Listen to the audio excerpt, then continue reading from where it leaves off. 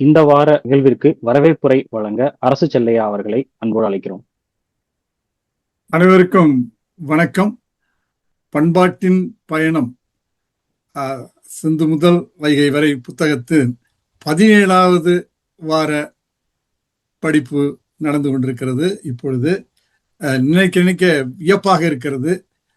ஒவ்வொரு வாரமும் இடைவிடாமல், இடையிலே எந்த வாரமும் தொய்யாமல் சிறிது மாற்றங்கள் அந்த பேச்சாளருக்கு பொருந்தவாறு சில வாரங்கள் முன்பின் இருந்தாலும் ஒவ்வொரு வாரமும் நடந்து வந்து இந்த உரை நிகழ்வு இன்னும் ஒரு சில வாரங்களில் முடிவடைய இருக்கிறது.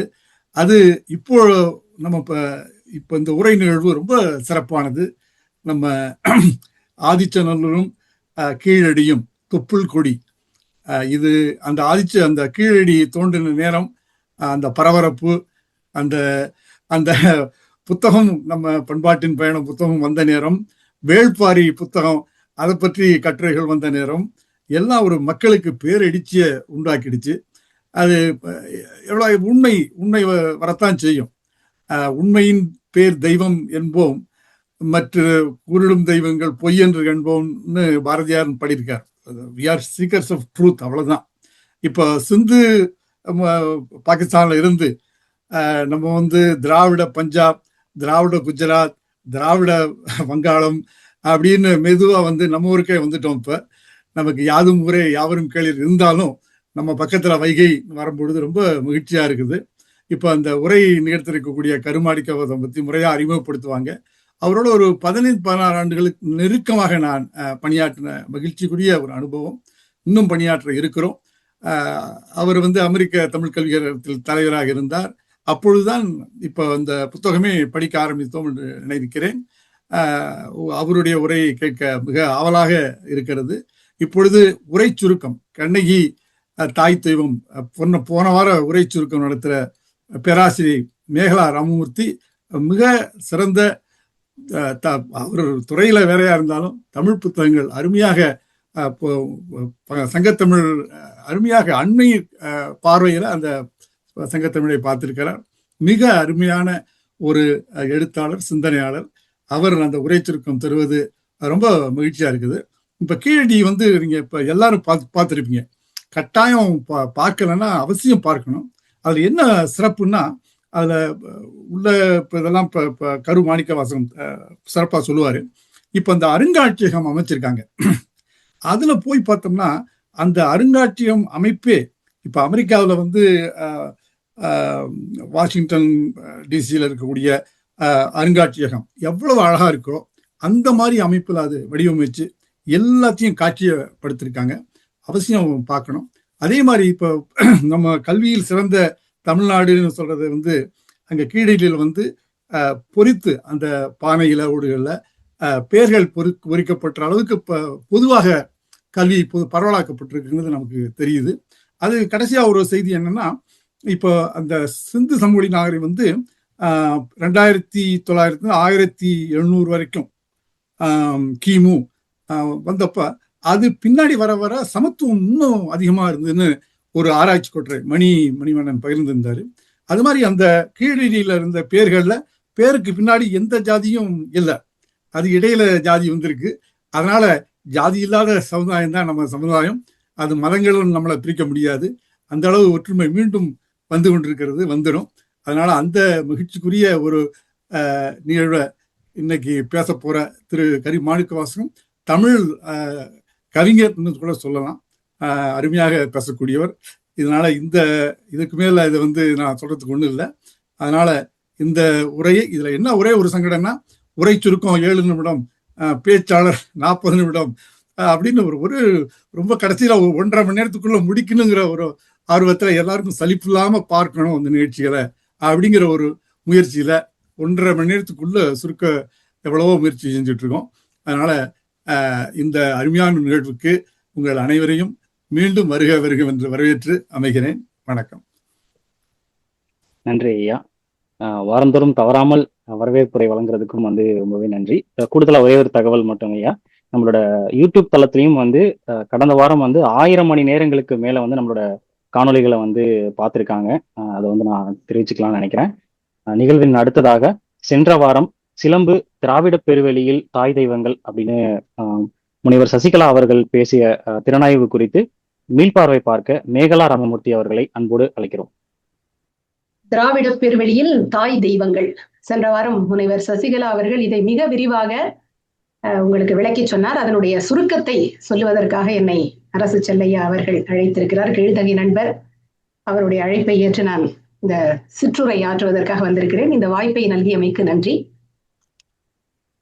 இந்த பகுதியிலே பேசப்பட்டிருக்கின்ற கருத்துக்கள் என்று பார்த்தால், தாய் தெய்வங்கள் சிந்துவெளி தொடங்கி நம்முடைய தமிழகம் வரையிலே அந்த தாய் தெய்வங்களினுடைய வரலாறு எப்படி இருக்கிறது, அமைப்பு எப்படி இருக்கிறது, அதோடு சிலம்புக்கு இருக்கக்கூடிய தொடர்பு என்ன, எப்படி நம்முடைய பண்பாட்டு பயணத்தின் நெடுகிலும் சிலம்பு ஒலி கேட்கிறது என்பதையும் இந்த பகுதியிலே இணைத்து ஆசிரியர் பாலகிருஷ்ணன் அவர்கள் கூறியிருக்கிறார். முதல்ல சிலம்பை பற்றிய அறிமுகத்தோடு தான் இந்த இயல் தொடங்குகிறது. சிலம்பு என்றால் என்ன? நமக்கு மிகவும் பரிச்சயமான ஒரு காலணி சிலம்பு. சிலம்பு என்ற பெயரே எப்படி வந்தது பாத்தீங்கன்னா, சிலம்புதல் என்றால் ஒலித்தல். இட்ஸ் கைண்ட் ஆஃப் ராட்லிங் சவுண்ட், ஒரு மாதிரி ஜிக்லிங் சவுண்ட். அந்த ஒரு ஒலி ஏற்படுவது, எழுப்புவதனால்தான் அதற்கு சிலம்பு என்றே பெயர் வந்திருக்கிறது. இந்த சிலம்பை பெண்கள் தான் பெருவாரியாக அணிவது வழக்கம் என்றாலும் ஆண்களும் அணிந்திருக்கிறார்கள். சிவபெருமானே சிலம்பணிந்திருந்ததாக பெரிய புராணம் பேசுகிறது. சிலம்பையே மையமாக வைத்து ஒரு காப்பியம் படைத்த சமூகம் நம்முடைய தமிழ் சமூகம். அது நமக்கு பெருமை தரக்கூடிய ஒன்று. சிலம்பின் வென்ற சேழையாக எப்படி கண்ணகி சிலம்பை கொண்டு மதுரையை எரித்தாள், தன்னுடைய ஒரு முலையை திருகி எறிந்து அவள் மதுரையை எரித்தாள் போன்ற விவரங்கள் எல்லாம் மிக விரிவாக இந்த பகுதியிலே பேசப்பட்டிருக்கின்றன. இன்னொரு கூடுதல் தகவலாக நான் சொல்ல விரும்புவது, பொதுவாக வீரர்களுக்கு நடுகள் எடுக்கின்ற மரபு நம்முடைய மரபு இல்லையா? போரிலே விழுப்புண் பட்டு இறந்து போன வீரர்களுக்கு நடுகள் எடுக்கின்ற மரபு நமக்கு உண்டு. அதனை தொல்காப்பியம் மிக விரிவாக பேசுகிறது. காட்சி, கால்கோள், அப்புறம் நீர்ப்படை, நடுகள் என்றெல்லாம் அந்த செயல்களை விரிவாக அது உரைக்கிறது. வீரர்களுக்கு செய்த அந்த மரபை ஒரு வீர பத்தினிக்கு முதலாக செய்த பெருமை இளங்கோவடிகளை சாரும். அவர் அப்படியே அந்த காட்சி, கால்கோள், நீர்ப்படை, நடுகள் என்று வீரர்களுக்கு செய்வதை எல்லாம் கண்ணகிக்கு அந்த செங்குட்டுவன் செய்வதாக மிக விரிவாக பஞ்சி காண்டத்திலே பேசுகிறார். பிறகு கண்ணகிக்கு கோட்டம் எழுப்பப்படுகிறது, அவள் தெய்வ நிலைக்கு உயர்கிறாள். இதெல்லாம் நாம் அறிந்த செய்திகள் தான். அதே போல சிலம்பு என்பதே ஒலியினுடைய அடிப்படையிலே தோன்றிய பெயர் என்பதனாலே கழிகளை வைத்து விளையாடக்கூடிய அந்த விளையாட்டிற்கு கூட சிலம்பம் என்ற பெயரை நாம் சூட்டி இருக்கிறோம். அது மட்டுமல்ல, மலைக்கு கூட சிலம்பு என்ற பெயர் உண்டு. அதையும் இங்கே ஆசிரியர் குறிப்பிட்டிருக்கிறார். ஏன் மலைக்கு அந்த பெயர் வருகிறதுனா, மலையை சுற்றி எப்போதும் ஒலிகள், அருவியினுடைய ஒலி, மரங்கள் அசைகின்ற ஒலி, பறவைகளினுடைய கீதம், இப்படி சுற்றி எப்போதும் ஒரு சலசலப்பும் ஒலியும் இருந்து கொண்டே இருப்பதனால் நம்முடைய தமிழர்கள் மலைக்கும் சிலம்பு என்ற பெயரை வைத்திருக்கிறார்கள் என்பதையும் இந்த பகுதியிலே நாம் பார்க்கிறோம். அடுத்ததாக இன்னொரு முக்கியமான செய்தி, சிலம்பு கழி நோன்பு என்ற சிலம்போடு தொடர்புடைய ஒரு நோன்பை பற்றியும் ஆசிரியர் குறிப்பிடுகிறார். ஆக அந்த சிலம்பை கழித்து விட்டு திருமணத்திற்கு முந்தைய சடங்கு, அதை கழிப்பது ஒரு சடங்கு, அதற்கு பிறகு திருமணம் என்று திருமணமே 2 கூறுகளாக நடைபெற்றிருக்கிறது. இதை பற்றி ஔவை துரைசாமி பிள்ளை சொல்லுகின்ற போது கன்னிமை சிலம்பு, கற்பு சிலம்பு அப்படிங்கிறார். நாம ஏற்கனவே சிலப்பதிகாரத்திலே பார்த்தது போல கண்ணகி ஒரு தெய்வ நிலைக்கு பத்திரி தெய்வமாக உயர்த்தப்பட்ட பின்பு பல இடங்களிலும் அவளுக்கான கோயில்கள் கட்டப்பட்டன என்று பார்க்கிறோம். முதல் கோயில் சேரன் செங்குட்டுவன் எழுப்பிய கண்ணகி கோட்டம். அது அல்லாமலும் இப்ப தமிழ்நாட்டிலும் இலங்கையிலும் கண்ணகியை வழிபடுகின்ற மரபு தொடர்ந்து வருவதை நம்ம பார்க்கிறோம். கண்ணகி அம்மனாக, செல்லத்தம்மனாக, பகவதி அம்மனாக, மங்கள தேவியாக அவள் தமிழ்நாட்டிலும் கேரளாவிலும் வழிபட பெறுகிறாள். இலங்கையிலும் கண்ணகி அம்மனுக்கு கோயில்கள் இருக்கின்றன. வைகாசி மாதத்திலே அந்த கோயில்களிலே வழிபாடுகள் நடைபெறுகின்றன. அந்த நெடிய பயணம், கண்ணகி தெய்வத்தினுடைய அந்த பரவலாக்கம் எப்படியெல்லாம் சென்றிருக்கிறது என்பதையும் இந்த இயலிலே ஆசிரியர் நமக்கு விரிவாக பேசியிருக்கிறார். கண்ணகி அப்படிங்கிறப்ப இன்னொரு கண்ணகி இருந்திருக்கிறார், அதையும் தொட்டு காட்டுகிறார். அந்த கண்ணகி புறநானூற்று கண்ணகி. அவள் யாருன்னு பார்க்கிறப்ப பேகன், நீங்க கேள்விப்பட்டிருப்பீங்க, கடியேழு வள்ளல் சொல்லுள் ஒருவனான மயிலுக்கு போர்வை தந்த பேகன் இருந்தாலே அவனுடைய மனைவியின் பெயரும் கண்ணகி. கண்ணகிகளுக்குள்ள என்ன ஒற்றுமைன்னா அவங்க எல்லாருமே சோகத்திலேயே இருந்திருக்கிறாங்க. நம்ம கண்ணகியும் இறுதியிலே கணவனை இழந்து வருத்தப்பட்டாள் அப்படின்னு பார்க்கிறோம். பேகனுடைய கண்ணகியும் என்ன ஆச்சு அப்படின்னா, பேகன் அவளை விட்டு விட்டு இன்னொரு பரத்தையோடு சென்று விடுகிறான். அதனால் அவளும் வருத்தத்தோடு இருக்கிறாள். பிறகு நம்முடைய புலவர்கள் கபிலர், பரணர், அரிசில் கிழார், பெருங்குன்றூர் கிழார் போன்ற புலவர்கள் எல்லாம் பேகனுக்கு அறிவுரை சொல்லி, நீ உன் மனைவியோடு சேர்ந்து வாழ வேண்டும், எங்களுக்கு ஒரு பரிசிலும் நீ கொடுக்க வேண்டாம், உன் மனைவியோடு சேர்ந்து வாழ்ந்தாலே போதும் என்று அவளோடு பேகனை இணைத்து வைக்கிறார்கள் என்று நாம் பார்க்கிறோம். அடுத்தது இன்னொரு பெண், திருமாவுண்ணி என்ற பெண் நற்றிணையிலே பேசப்படுகிறாள். அவளை பத்தி சொல்லும் போது 216வது பாடல், அது மருதன் இளநாகனாருடைய பாடல். அவள் வந்து ஒரு முலை அறுத்த திருமாவுண்ணி என்றே குறிப்பிடப்படுகிறாள். இந்த திருமாவுண்ணி கண்ணகியாக இருக்கலாம் அப்படின்னு சில உரையாசிரியர்கள் கருதுகிறார்கள். வேறு சிலர் இருக்க வாய்ப்பில்லை. ஏன்னா இந்த திருமாவுண்ணியினுடைய வரலாறு கண்ணகியினுடைய வரலாற்றுக்கு முற்பட்டதாகவும் இருக்கிறது. அது மட்டும் இல்ல, திருமாவுண்ணிங்கிற பெயரே சிலப்பதிகாரத்திலே இல்லை. கண்ணகிதான் திருமாவுண்ணி அப்படின்னா அந்த பெயர் காப்பியத்திலே எங்காவது சுட்டப்பட்டிருக்கும். இளங்கோவடிகள் எங்குமே இந்த திருமாவுண்ணிங்கிற பெயரை குறிப்பிடாததால் இவங்க ரெண்டு பேருமே வேறு வேறு பெண்களாக இருக்கலாம் அப்படின்னும் கருத்து தெரிவிக்கப்படுகிறது. அடுத்தது சிந்துவெளியிலே நம்ம பார்க்கக்கூடிய தாய் தெய்வங்கள். சிந்துவெளி பகுதியிலே வாழ்ந்த அந்த பெண்களும் கூட காலிலே சிலம்பு அணிந்திருந்தார்கள் அப்படிங்கிறதுக்கான வரலாற்று ரீதியான நமக்கு சான்றுகள் கிடைக்கின்றன. ஜான் மார்ஷல், எர்னஸ்ட் மெக்கே போன்ற ஆராய்ச்சியாளர்கள் எல்லாம் அங்க அந்த கிடைச்ச சுடுமண் பொம்மைகள்லாம் இருக்கு இல்லையா, அதனுடைய கால்களிலே கூட சிலம்புகள் அணிவிக்கப்பட்டிருந்ததை எல்லாம் எடுத்து காட்டி இருக்கிறார்கள். ஆக இந்த வேரிங் ஆங்க்லெட்ஸ் அப்படிங்கிறது it was an integral part of our Indus culture. அது வந்து நீண்ட நெடிய மரபாக அது இருந்திருக்கிறது என்பதற்கு அந்த பொம்மைகளும் நமக்கு சான்றாக இருக்கின்றன அப்படின்னு அகழாராய்ச்சியாளர்களே நமக்கு குறிப்பிடுகிறார்கள். அதே மாதிரி தாய் தெய்வங்கள் அப்படின்னு பார்க்கிறப்ப சிந்துவெளியிலே கிடைத்த ஒரு தாய் தெய்வத்தினுடைய முத்திரை, ஒரு சீல் நமக்கு கிடைச்சிருக்கு. அத்திமரம் போன்ற ஒன்று, அதுல வந்து ஒரு பெண் தெய்வத்தினுடைய பொறிப்பு இருக்கிறது. அதற்கு கீழே ஒருவன் வணங்குவது போன்ற ஒரு தோற்றத்திலே இருக்கிறான். பிறகு அந்த தெய்வத்தை சுற்றி 7 பெண்கள் நிற்கிறார்கள். ஆட்டினுடைய தலையும் மனித உருவமும் கொண்டவர்களாக 7 பெண்கள் நிற்பது போன்ற ஒரு உருவ பொறிப்பு நமக்கு கிடைத்திருக்கிறது. இது வந்து அநேகமாக தாய் தெய்வத்திற்கு பலியிடலை குறித்த ஒரு நிகழ்வாக இருக்கலாம் என்று கருதுகிறார்கள். அஸ்கோ பார்போலா இருக்கா இல்லையா, நம்ம பினிஷ் இண்டாலஜிஸ்ட், அவர் என்ன சொல்றாரு அப்படின்னா இந்த உருவம் வந்து துர்க்கையினுடைய உருவமாக இருக்கலாம் அப்படின்ற கருத்தை அவர் தெரிவிக்கிறார். இந்த அத்தி மரத்தினுடைய குறியீடுங்கிறது வளமையினுடைய குறியீடாக இருக்கலாம், பிள்ளை பேற்றை குறிக்கக்கூடிய குறியீடாக இருக்கலாம் அப்படிங்கிற கருத்தும் தெரிவிக்கப்படுகிறது. அதே மாதிரி இந்த தாய் தெய்வ வழிபாடுன்னு அப்புறம் பார்த்தோம்னா குஜராத்ல, மகாராஷ்டிராவில எல்லாம் இந்த தாய் தெய்வ வழிபாடுகளை நம்ம பார்க்க முடிகிறது. கண்கை அம்மன் அப்படிங்கிற ஒரு வழிபாடு குஜராத், மகாராஷ்டிரத்துல எல்லாம் இருப்பதாக தெரிகிறது. நான் ஃபர்ஸ்ட் அது கங்கை அம்மன் நினைச்சேன். ஆனா சென்ற வாரம் வந்து சசிகலா மேடம் சொல்லும்போது அது கண்கை அம்மன் அப்படிங்கிற மாதிரி தான் சொன்னாங்க. ஆக இது வந்து பழங்குடி மக்களாலே வழிபடக்கூடிய ஒரு தெய்வம் அப்படின்னு நான் நினைக்கிறேன்.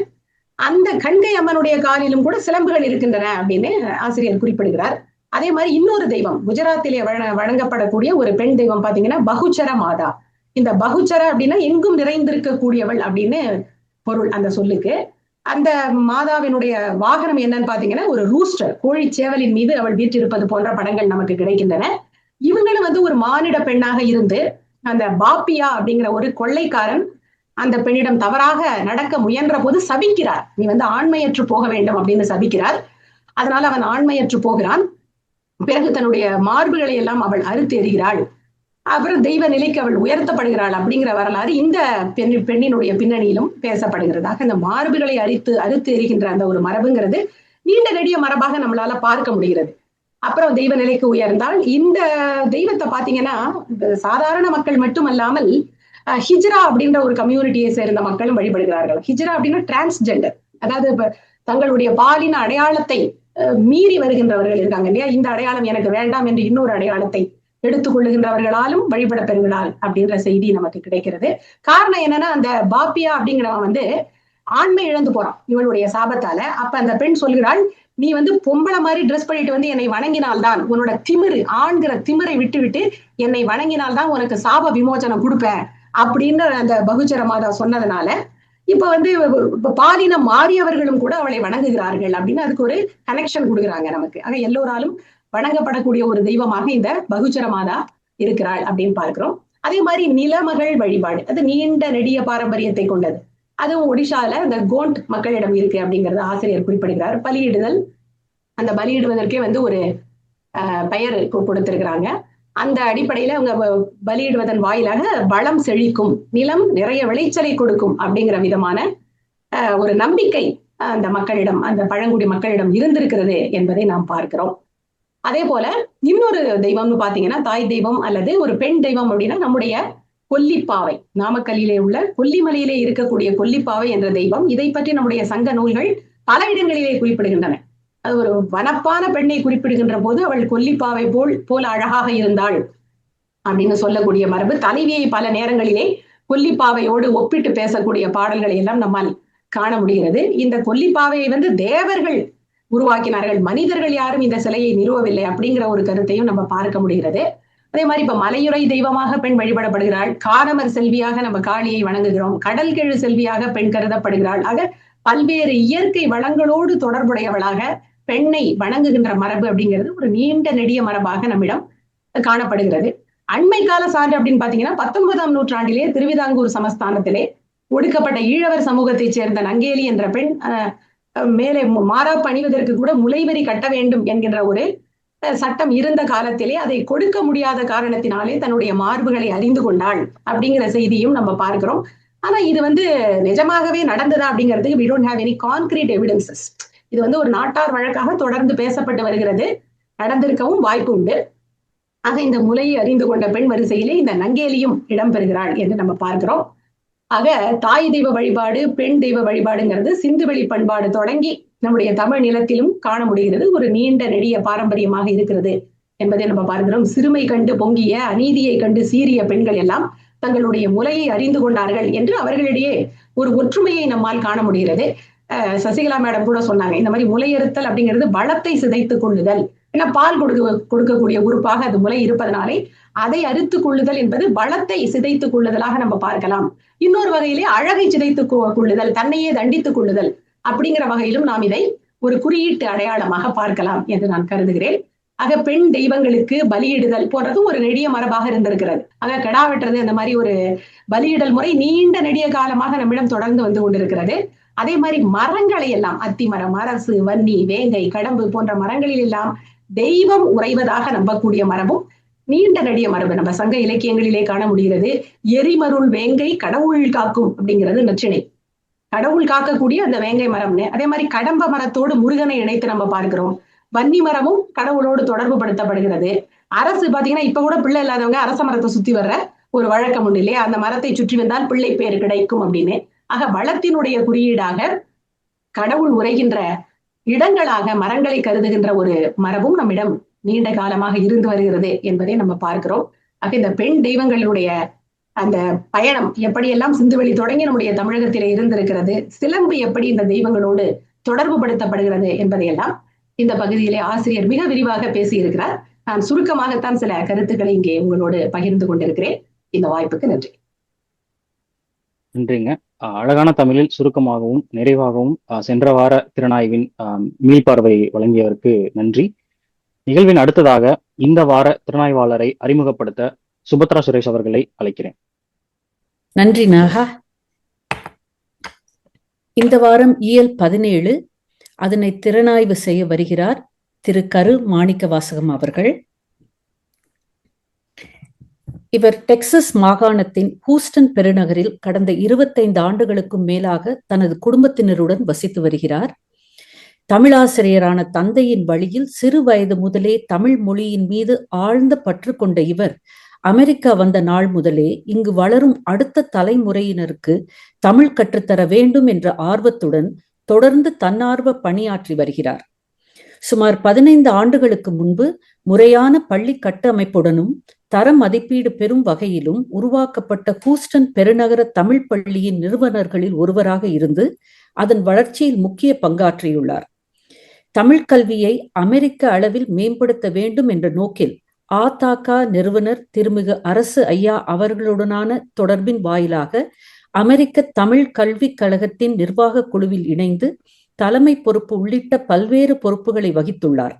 தற்போது அதன் ஆலோசனை குழுவிலும் பணியாற்றி வருகிறார்.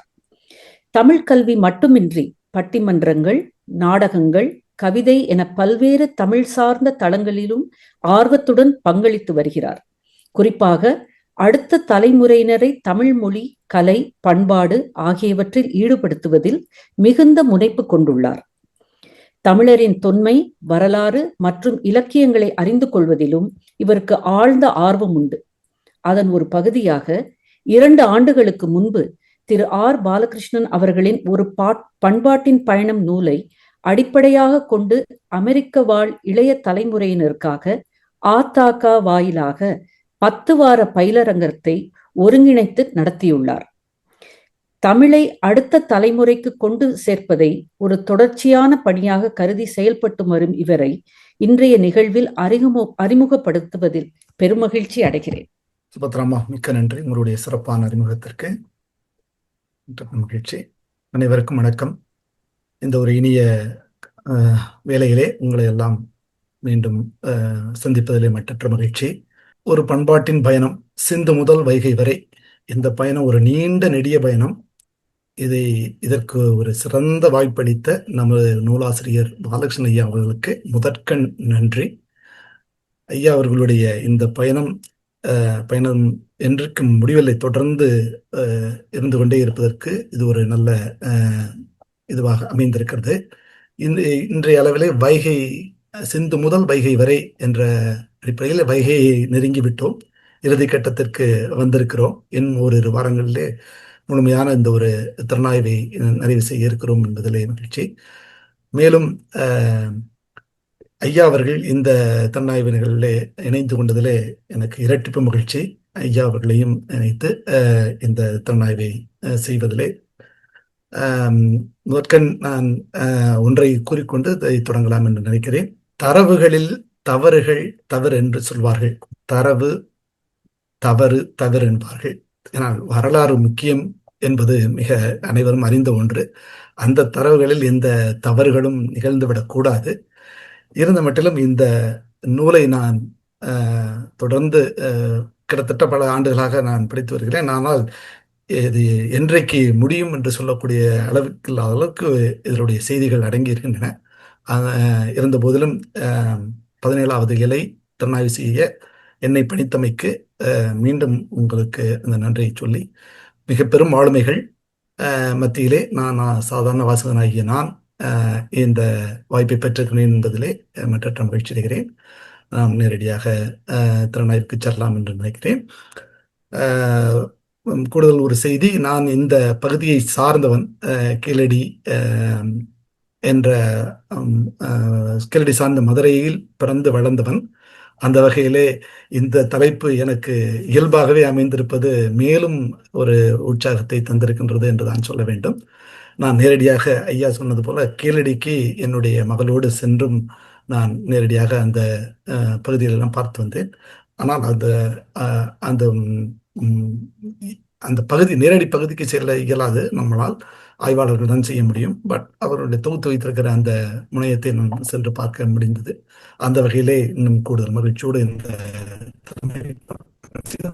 பொதுவாக தொப்புள் கொடி என்று சொன்னால் ஒரு மனிதனை அவனுடைய பிறப்பை தாயோடு இணைப்பதைத்தான் நான் தொப்புள் கொடி என்று வழங்கி வருகிறோம்.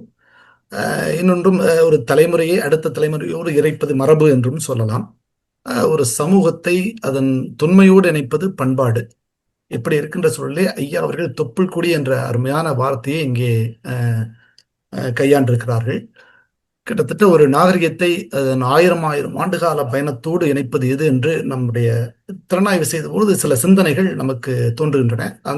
இந்த தொகுப்பை நான் முன்னுரை, பொருள், முடிவுரை என்பதாக நான் பகுத்திருக்கிறேன். அதனுடைய விடையை தேடும் பயணம்தான் இந்த ஆதிச்சநல்லூரும் கீழடியும் தொப்புள் கொடி என்ற இந்த இயல் மிக ஒரு அற்புதமான ஒரு இயல். அந்த செய்திகள் ஒரு கட்டற்ற களஞ்சியம் என்ற அளவுக்குலே ஒரு கட்டுப்பாடற்ற களஞ்சியம் என்று கூட சொல்லலாம். அந்த அள்ளல்ல குறையாத அமுத சுரை போல் செய்திகள் வந்து கொண்டே இருக்கின்றன.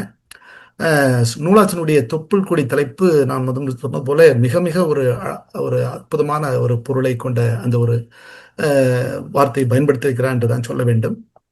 2 உயர்களை இணைக்கும் என்று நம்ம அது ஒரு உயிர் பாலம் என்று சொன்னோம். அதே போல சிந்துவெளி முதல் ஆதிச்சநல்லூர் கீழடி வரையிலும் அதை ஒரு தொப்புள் கொடியாக இணைத்து பார்க்கலாமா என்ற சிந்தனை ஐயாவிடத்திலே தோன்றியிருக்கிறது என்று தான் கருத வேண்டும். இந்த இதனுடைய இடையிலான பண்பாட்டு தொடர்பு, தொடர்ச்சி, மரபு நீட்சி, தேடல் என்ற வகையிலே இதனுடைய பயணம் தொடர்கிறது என்று நான் அறிகிறேன். இதை 4 நிலைகளாக நான் சொன்னது போல தொன்மையில் தொடங்கி தொடர்ச்சி, தொடர்பு, தமிழர் பண்பாட்டு அடையாளம் என்ற அளவிலே இதை தொகுக்கப்பட்டிருக்கிறது என்றுதான் நாம் அறிய முடிகிறது. அதனுடைய அடிப்படை தனித்தனி தளங்கள் அல்ல.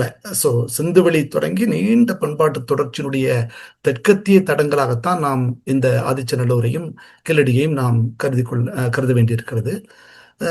முதலில் ஆதிச்சநல்லூரை பற்றி அறியும் பொழுது அதனுடைய திறனாய்வில் அதனுடைய சிந்தனைகளாக நான் கருதுகிறேன் என்று சொன்னால், அதனுடைய தனிச்சிறப்பு என்று எடுத்துக்கொண்டோமே ஆனால் ஒரு தொன்மையான வாழ்வியல் சான்றுகள் எவை என்று கூட நாம் அதை படிக்கும் பொழுது நமக்கு தோன்றலாம்.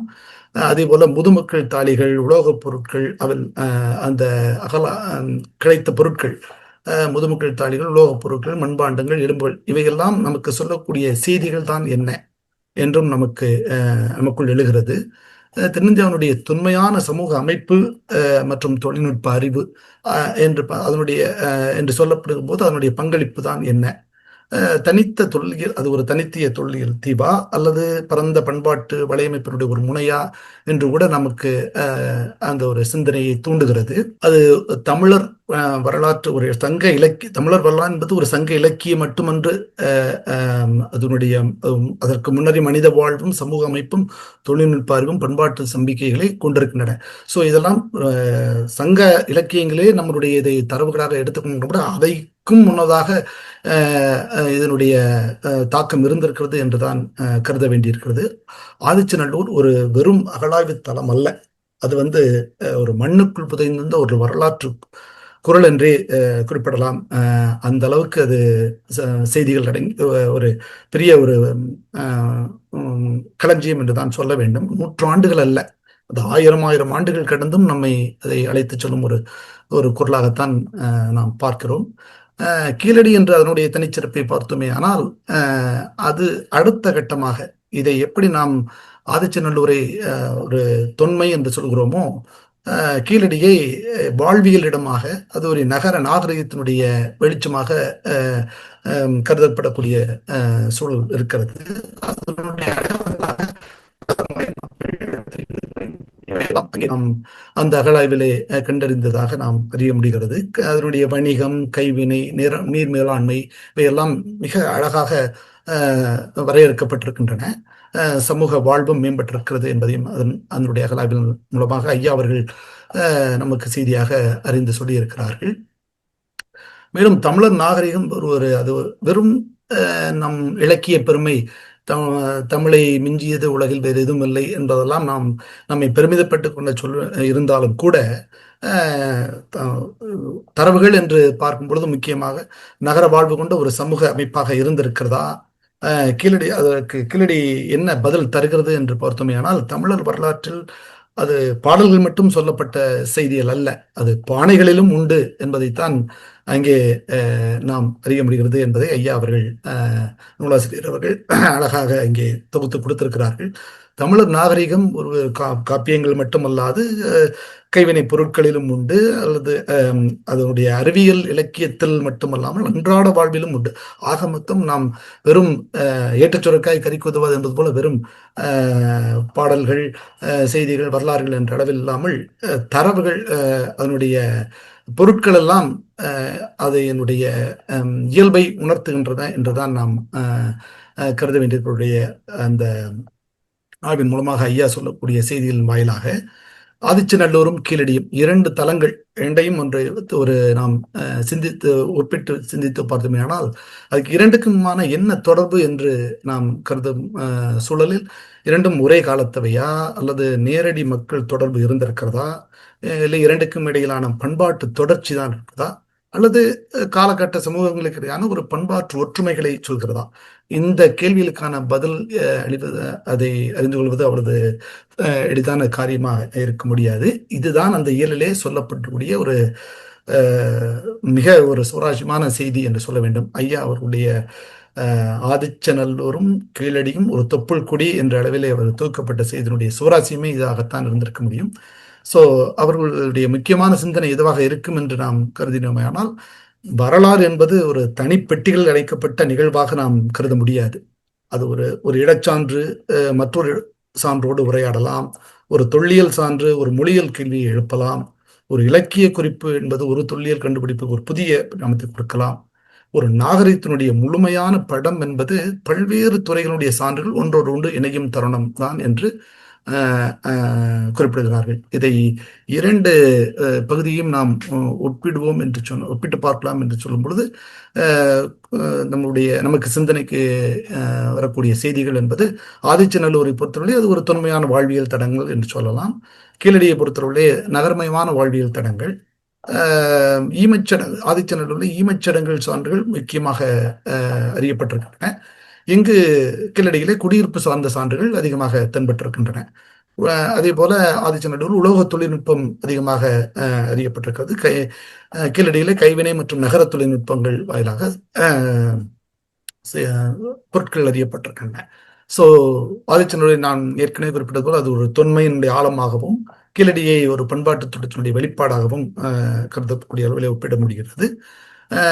இறுதியாக வாழ்வும் இறப்பும் ஒரு குறித்து ஒரு தொல்லியலாக ஆதிச்சநல்லூரையும் அன்றாட நகர்வினுடைய நகர்வாழ்வினுடைய தொல்லியலாக கீழடியையும் நாம் இரண்டையும் ஒப்பிட்டு பார்க்கவில்லை நம்மளால் அறிய முடிகிறது. இந்திய வரலாறும் ஒரு திராவிட பண்பாடும் என்ப அளவிலே பார்த்துவிட்டு நம்முடைய ஆதிச்சநல்லூர் கீழடியிலே கிடைத்த ஃபேக்ட்ஸ் பொருட்கள் என்ன என்ற அளவில் அடுத்த நகர்வுக்கு செல்லலாம். இது வரலாற்று ஆய்வாளர்கள் ஆவணப்பதிவுகள் எல்லாம் இந்திய ஆரிய அமைப்புகளையே தான் அதிகம் சார்ந்து இருந்திருக்கின்றன என்பதை நாம் உணர முடிகிறது. 1924 வின்சென்ட் ஸ்மித் என்பவர்கள் சிந்து வெளி ஒரு அதிகாரப்பூர்வ ஒரு அறிவிப்பு வெளியிடும் காலத்திலே முந்தைய வரலாற்று ஒரு வரலாற்று காலம் திராவிட மொழி குடும்பத்தையும் விடுபட்டிருப்பதை நம்மால் உணர முடிகிறது. இந்திய வரலாறு என்பது கங்கை நதியில் தான் தொடங்குகிறது என்பது ஆய்வாளர்களால் சொல்லப்பட்ட செய்தி என்பதை நாம் அனைவரும் அறிவோம். அண்மைய காலத்திலே இரும்பு காலம் எல்லாம் தொடங்கி நம்முடைய செய்தி வரலாறு மாற்றி திருத்தி எழுதப்பட வேண்டும் செய்தியெல்லாம் நாம் அகழ்வார் ஆராய்ச்சியாளர்கள் கண்டறிந்ததன் மூலமாக அதிகாரிகள் அரசியல்வாதிகள் சொன்னதை நாம் உணர முடிந்தது.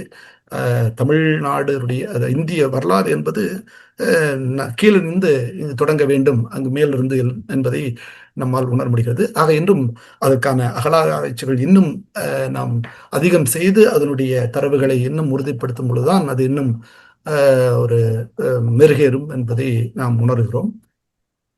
தென்னக நதிகள் தான் பொருத்தம். ஸோ தென்னிந்திய அறிஞர்களுடைய குறிப்புகள் எல்லாம் குறிப்பிடும் போது தென்பெண்மை, பாலாறு இந்த போன்ற இதெல்லாம் ஒரு பெரிய வரலாற்று செய்திகளை உள்ளடக்கியவை. அவையெல்லாம் ஏதோ ஒரு சில காரணங்களால் அதை அவ்வளவு ஆராய்ச்சியாளர்கள் அதை பெரும் ஒரு பொருட்டாக எடுத்துக்கொள்ளவில்லை என்றுதான் தோன்றுகிறது. ஓரிரு நூற்றாண்டுகள் இதனுடைய அகலாய்வுகள்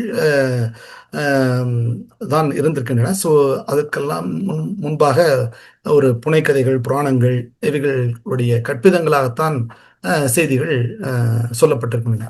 ஸோ இப்பொழுது நாம் நேரடியாக ஆதிச்சநல்லூரில் என்ன கண்டறியப்பட்டிருக்கின்ற என்று சொல்வோம் என்று சொன்னால், ஆதிச்சநல்லூருடைய அமைப்பு பகுதி எங்கே, அங்கே கண்டறியப்பட்ட என்ன எவை என்பதை சுருக்கமாக பார்த்து விடலாம் நேரம் கருதி. அனைவரும் இந்த இயலை படித்திருப்பீர்கள் என்று அறிகிறேன். தாமிரபரணி ஆற்றினுடைய மேற்கு தொடர்ச்சி மலையிலே இந்த ஆதிச்சநல்லூர் அமைந்திருக்கிறது. தூத்துக்குடி மாவட்டத்தை சார்ந்தது. இதனுடைய அகலாய்வுத்துறையும் கண்டறிந்தது எப்பொழுது என்று பார்த்தோமே ஆனால் 1876 ஜெர்மானியர் ஐக்கூர் என்பதாக செய்தி அவர்கள் இங்கே குறிப்பிட்டிருக்கிறார்கள். பொருட்களுடைய அதனுடைய கண்டறியப்பட்ட பொருட்களுடைய தன்மை அதை ஆய்ந்தது திரு பிரான்ஸ் லூயிஸ் லபிக் என்பவர் அவருடைய தன்மையை ஆய்ந்திருக்கிறார். அந்த ஆராய்ச்சியினுடைய அடுத்த கட்ட விரிவாக்கம் என்பது 1903-4 காலகட்டங்களில் இந்திய தொல்லியலாளர் அலெக்சாண்டர் ரீ என்பவர் அடுத்த கட்ட நகர்வுக்கு சென்று விரிவாக்கம் செய்திருக்கிறார். அதனுடைய ஆதிச்சநல்லூருடைய அகழ்வாராய்ச்சிக்கூடிய குறிப்பிட்ட இடங்களாக அறியப்படுவது 38 இடங்களும் 60 ஏக்கர் நிலப்பரப்பை கொண்ட இடமாகவும் அது பதியப்பட்டிருக்கிறது. அங்கே கண்டெடுக்கப்பட்டவை முதுமக்கள் தாழி, பானை, கருப்பு சிவப்பு பண்டங்கள். இந்த கருப்பு சிவப்பு என்பது திராவிட கலாச்சாரத்திலே அரசியலையெல்லாம் தாண்டி இயல்பாகவே நினைத்தோமேனால் அது திராவிடர்களுடைய அனைத்திலுமே கலந்திருக்கிறது என்றுதான் சொல்ல வேண்டும். இயல்பாகவே அந்த நிறங்கள் ஒரு இறந்திருக்கிறதோ என்றுதான் நம்மளுடைய கருத வேண்டியிருக்கிறது. அந்த தாளிகளிடையே இருந்த பொருட்கள் என்று பார்த்தோம்னால் ஈமப் பொருட்கள் அதிகமாக இடம்பெற்றிருக்கின்றன. முதல் ஈமம், மறு ஈமம், எலும்புக்கூடுகள் இவைகள் தான் அதனுடைய அதிகமாக இடம்பெற்றிருக்கின்றன. ஒரு இறந்தவருடைய உட்காரும் தோரணை என்பதும் கூட அறியப்பட்டிருக்கிறது. ஆக தமிழர்களுடைய பண்பாட்டிலே ஒரு பெரும்பகுதி இன்னும் சில பெரும்பகுதியான தமிழர்களால் பின்பற்றக்கூடிய ஒரு நடைமுறையாகத்தான் இருக்கிறது. இறந்தவரை ஒரு இருக்கையிலே அமர்த்தி அந்த ஈமச்சடங்கு சடங்குகள் செய்யப்படுவதை நாம் பார்த்திருக்கிறோம்.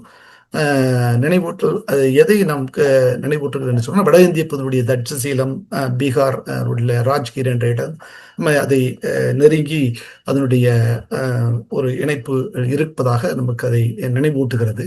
1924 சிந்துவெளி பண்பாட்டிற்கு பிறகும் கூட தென்னக அகழ்வாராய்ச்சிகள் அதிகம் இல்லை என்பதைத்தான் இந்த செய்திகள் சொல்கின்றன.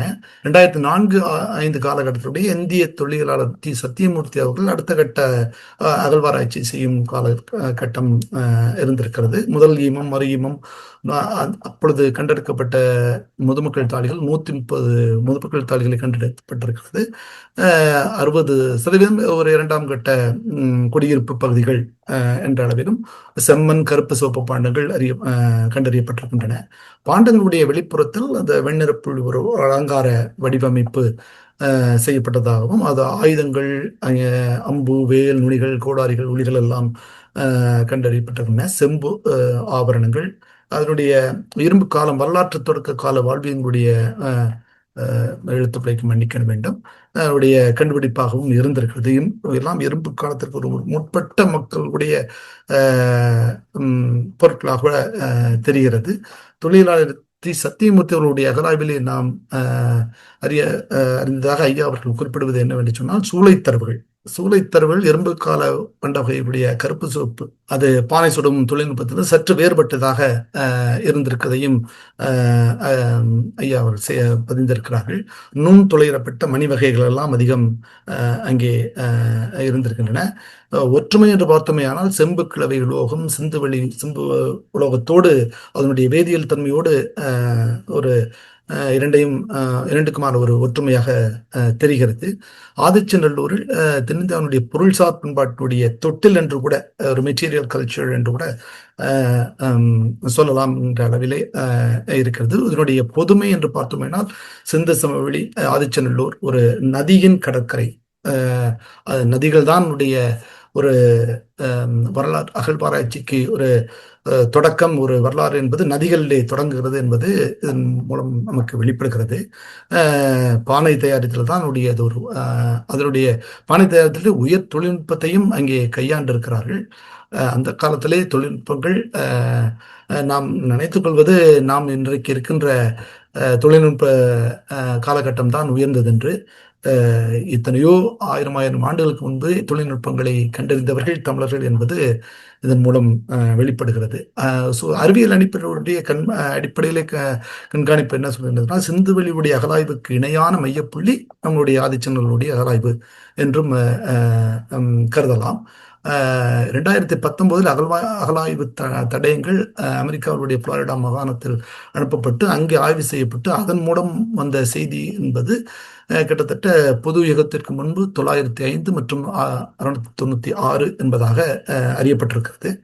2004 ஆய்வறிக்கை என்ன சொல்றால், 17 ஆண்டுகளுக்கு பின்னர் 2021 வெளியிடப்பட்ட செய்தி என்பது என்னவாக பார்த்தோமே ஆனால், முதுமக்கள் தாளினுடைய 58 கண்டெடுக்கப்பட்டிருக்கிறது பொது யுகத்தினுடைய 640-680 காலகட்டங்களில். பிற்பாடு முன்பாக 850 காலகட்டத்தில் ஒரு 105 முதுமக்கள் தாலியும் கண்டறியப்படுகின்ற ஆதிச்சநல்லூரில். எல்லாம் அலமாரிகளுடைய எலும்புக்கூடுகள் நிறைய இருக்கின்றன. அதாவது அது ஒரு அழகாக சொல்லாடலாக பயன்படுத்தியிருக்கிறார்கள், ஸ்கெலட்டன் இன் த கிளாசெட் என்பது.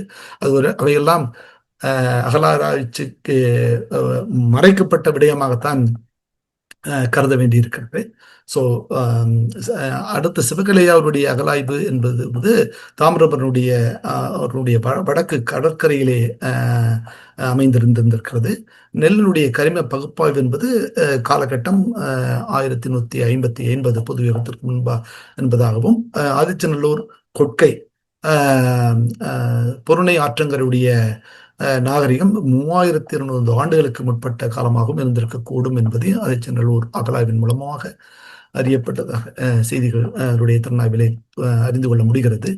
இதனுடைய அடுத்த ஒரு அகலாய்வாக கொட்கை அகலாய்வு. அங்கே சங்கு வளையல்கள் தொழில்நுட்ப சான்றுகள் தமிழ்நாடு தொல்லியல் துறை கண்டறியப்பட்ட ஒரு அகலாய்வு செய்தியாக இருக்கிறது. 2.35 மீட்டர் உயரமுள்ள 29 அடுக்கள் உடைய ஒரு செங்கல் கட்டுமானங்கள் அங்கே இருந்திருக்கின்றன. 9 அடுக்குகள் தொலைவுள்ள வடிகட்டும் குழாய் மிகுந்த ஒரு தொழில்நுட்பத்தை கூடிய அளவிலே வடிவமைக்கப்பட்டிருப்பதையும் அறிய முடிகிறது. பொதுயுகத்திற்கு முன் 8ஆம் நூற்றாண்டுக்கு முற்பட்ட ஒரு கங்கை சமவெளி சார்ந்த அந்த கருப்பு வண்ண பானை ஓடுகள், வெள்ளி முத்திரை காசுகள், வட இந்திய கருப்பு பனை ஓடுகள் இவையெல்லாம் இருந்திருக்கின்றன. 8ஆம் நூற்றாண்டினுடைய இந்தியாவுடைய பிற்பகுதிகளுடைய வணிக தொடர்புகள் ஏற்பட்டதாக அதனுடைய கொள்கை அகலாவை செய்து நமக்கு உணர்த்துகிறது. அடுத்தது கீழடியுடைய அகலாய்வு என்று பார்த்தோமேனால், மதுரை, நான் சொல்வது போல மதுரையிலிருந்து ஒரு 12 கிலோமீட்டர் அளவுடைய மானாமதுரை, மதுரையையும் சிவகங்கையும் இணைக்கும் மாவட்டத்தையும் இணைக்கும் இடத்திலே அமைந்திருக்கிறது. அது வைகை ஆற்றினுடைய தென்கரை பகுதி, பண்டைய குடியிருப்பு பகுதி அருகாமையுடைய அகலாய்வு தலங்கள் என்பது அதனுடைய அடுத்த அருகில் இருக்கக்கூடிய பகுதிகள் கொந்தகை, மணலூர், பள்ளிச்சந்தை மற்றும் மகரம். இங்கே நான் பார்த்தவரையிலே அதனுடைய சொல்லப்பட்ட செய்தி என்பது வாழ்வியல் இடமாக கீழடியும் கொந்தகை போன்ற இடங்கள் ஒரு மயான பகுதியாகவும் இருப்பதாக அறிய முடிகிறது. அதனுடைய செய்தியில் ஐயா அவர்கள் குறிப்பிடும் இந்த இயலிலே கீழடியுடைய தாக்கம் என்பது இன்றைக்கு நாம் ஐயா அரசியா தொடக்கத்திலே குறிப்பிட்டது போல அதனுடைய அகழ்வாராய்ச்சியாளர் அமர்நாத் ராமகிருஷ்ணன் அவர்கள் தொடங்கிய பிறகு அந்த செய்திகள் ஊடக வாயிலாக உலகமெங்கும் பரவி இதை பற்றி சற்றும் அறியாதவர்களெல்லாம் அறியக்கூடிய செய்தியை நம் உணர முடியும். அது கிட்டத்தட்ட ஒரு அகலாராய்ச்சிக்கு ஒரு திருப்பு முனையாக அமைந்தது என்று சொன்னால் கூட அது அதிகம் மிகுதி இல்லை என்று சொல்லலாம். அது மிகப்பெரிய தாக்கத்தை உண்டு பண்ணியிருந்தது. ஆதிச்சநல்லூர் என்பது கொடுமணல், பொறுத்தல், அழகன்குளம், கொட்கை அந்த பகுதிகளை சார்ந்ததாகவும், சிவகலை, மயிலாடும்பாறை, கங்கை கொண்ட சோழபுரம், வெம்பக்கோட்டை, துருக்கற்பட்டி, பெரும்பாலை இவையெல்லாம் அதனுடைய இந்த அகலாய்வுக்கு ஒரு பெரும் பங்காற்றி இருக்கின்றன என்பதையும் அறிய முடிகிறது.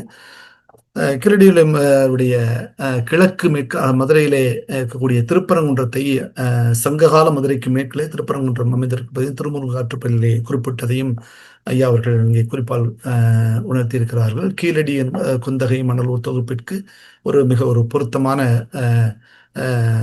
பகுதியாக இருந்திருக்கிறது. வாழ்வினுடைய முதல் தடயம் என்ன என்று பார்த்தோமேயானால் செங்கல் கட்டுமானங்கள், அதற்கு சான்றுகளாக மதுரை, காஞ்சி, பட்டணைப்பாலை குறிப்பிடலாம். தமிழ் பண்பாட்டின் தொன்மங்களை மீட்கும் கீழடி.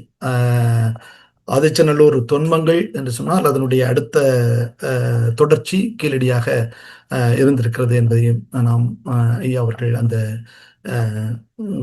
17வது இயலிலே உணர்த்தி இருக்கிறார்கள். இந்திய வரலாற்றை நான் ஆரம்பத்திலே சொன்னது போல இந்திய வரலாறு என்பது கங்கை நதியில் தொடங்கப்பட வேண்டியதல்ல, தென்னகத்திலிருந்து வாசிக்கப்பட வேண்டும் என்பதையும் உணர்த்தக்கூடிய பகுதியாக கீழடி இருந்திருக்கிறது என்று சொல்லலாம். அகலாய்வுகள் இதுவரை கீழடியிலே அமைந்திருப்பது 1888 மதுரை அருகே பறவை அனுப்பானடியில் முதுமக்கள் தாளிகள் கண்டெடுக்கப்பட்டிருக்கின்றன. அனுப்பாரடி என்பது நான் பிறந்த இடத்திலிருந்து ஒரு 2 கிலோமீட்டர்கள் தான் சொல்ல வேண்டும். அந்த அளவில் எனக்கு மிக பரிச்சயமான இடம். அங்கே அது ஒரு வரலாற்று முக்கியத்துவம் என்பதை அறியும் பொழுது மேலும் மகிழ்ச்சி கூடுகிறது. 1950 தொல்லியலாளர் KV ராமன் இவர்கள் ஆய்வு செய்ததிலே மதுரை, மேலூர், திருமங்கலம் மற்றும் பெரிய குளம் போன்ற வகை இடங்களெல்லாம் அவருடைய ஆய்வு செய்திகள் மேலும் அகலாய்வுக்குரிய முக்கியத்துவத்தை கூட்டுகின்றன. வைகை நதிக்கரையுடைய அகலாய்வு ராஜன் ஐயா அவர்களுடைய காலகட்டத்திலே அகலாய்வு செய்த பொழுது நடுகள் கண்டுபிடிப்பு ஆரம்ப சற்று முன்னர் தொகுப்பில் சொல்லப்பட்டது போல நடுகள் கண்டுபிடிப்பு அந்த கட்டத்திலே கண்டுபிடிக்கப்பட்டிருக்கிறது. அது ஒரு திண்டுக்கல் மாவட்டம் தாதப்பட்டியும் தேனி மாவட்டம் புலிமான் கொம்பையிலும் அங்கு செய்த அகலாய்வு மூலம் கண்டுபிடிக்கப்பட்டதாக அறிய முடிகிறது. அந்த செய்தியில் தமிழ்நாடு தொல்லியல் துறையும் அடுத்தடுத்த ஆய்வுகளை அங்கே செய்திருக்கிறார்கள். அதனுடைய திருப்பு முனையாக நான் முதல்ல குறிப்பிட்டது போல கீழனுடைய திருப்பு முனை வந்து 2013-14 காலகட்டங்கள் தான் இது ஒரு மிகப்பெரிய ஒரு தாக்கத்தை செய்தியே அறியாத ஒரு பாமரனுக்கும் அந்த அகலாய்வு நம்மளுடைய தொன்மை தொடர்ச்சி இவரெல்லாம் என்ன என்பதை ஒரு குறிப்பால் உணர்த்தக்கூடிய காலகட்டமாக 2013-14 அமர்நாத் ராமகிருஷ்ணன் அவருடைய அகலாய்வு என்பது பெரிய ஆய்வாளர்கள் எல்லாருக்கும் பல காலம் வரலாற்று ஆய்வாளர்கள் தெரிந்திருந்தாலும் கூட சாதாரணப்பட்ட மனிதர்களுக்கு இப்படி ஒரு தொன்மையெல்லாம் இருந்திருக்கு என்பதை சொல்லக்கூடிய காலகட்டமாக அந்த காலகட்டத்தை குறிப்பிடலாம். சங்ககால நகர்மயத்தை ஒரு வாழ்வியல் சான்றாக நாம் எடுத்துக்கொள்ளலாம். அங்கே சங்க நகர்மயம் வாழ்வியல் இப்படி இருந்தது என்பதை சங்ககால செய்திகள் நமக்கு உணர்த்துவதை நாம் அனைவரும் அறிவோம். கீழடி வைகை நதிக்கரையினுடைய சார்ந்த ஒரு தொழில் தமிழர் பண்பாட்டு புவியினுடைய பகுதி என்பதையும் கருதப்படலாம் என்பதையும் அங்கே குறிப்பிடுகிறார்கள். அதனுடைய அகலாய்விற்கான இடங்கள் 293 என்பதும் பெரும்பகுதி இவையெல்லாம் குடியிருப்புகளாக சைட்ஸ் என்று சொல்லக்கூடிய அளவிலே குடியிருப்புகளாக இருந்திருக்கின்றன என்பதையும் அந்த செய்தியை நாம் அறிய முடிகிறது. சங்க இலக்கியத்திலே மதுரையினுடைய பழமை சிறப்பை ரொம்ப அழகாக சங்க இலக்கியத்திலே சொல்லப்பட்டிருக்கின்றன. தமிழ் வைய தன்னம் புனல் பரிபாடலே 6வது பாடல் 60வது வந்து மதுரையினுடைய பழமை சிறப்பு வெளிப்படுகிறது. கீழடி குந்தகை அகரம் மணலூர் பள்ளிச்சந்தை வளாகம் இவையெல்லாம் மிக குறிப்பான வரலாற்று தலங்கள் என்பது தெரிகிறது. அகலாய்வுத்தலம் 110 ஏக்கர் பரப்பளவு மற்றும் 4.5 கிலோமீட்டர் சுற்றளவு கொண்டதாக கீழடி அகலாய்வுத்தலம் அமைந்திருக்கிறது. இந்திய தொல்லியல் துறை 2014-17 காலகட்டத்தில் 3 கட்ட ஆய்வுகளுடைய குறிப்பிடத்தகுந்த ஒரு செய்திகளை நமக்கு வழங்கியிருக்கின்றன. அவை இன்னும் முறையான அறிவிப்பாக இன்னும் வெளியிடப்படவில்லை என்பதையும் நாம் அறிகிறோம். 2017-21 காலகட்டத்திலே தமிழ்நாடு தொல்லியல் துறை 5 கட்ட ஆய்வுகளை செய்திருக்கிறது. உலக மொழிகள் அவையெல்லாம் பல்வேறு மொழிகளுடைய வெளியிடப்பட்டிருக்கின்றன. உலக ரஷ்ய மொழிகள், ஜப்பானிய, சீன, பிரெஞ்சு, ஜப்பானிய மொழிகள் உட்பட 24 மொழிகளுடைய பதிவு செய்யப்பட்டிருக்கின்றன இந்த தடயங்கள். அந்த அகலாய்வுடைய கீழடியிலே கிடைத்தவை என்று பார்த்தோமேனால் செங்கல் கட்டுமானங்கள், சுடுமண் வடிகால்கள், செங்கல் தரைகள், கூரை ஓடுகள், சுடுமண் உரை கிணறுகள், இந்த படத்திலே விரிக்கப்பட்டது போல இந்த உரை கிணறு இருந்திருக்கின்றது.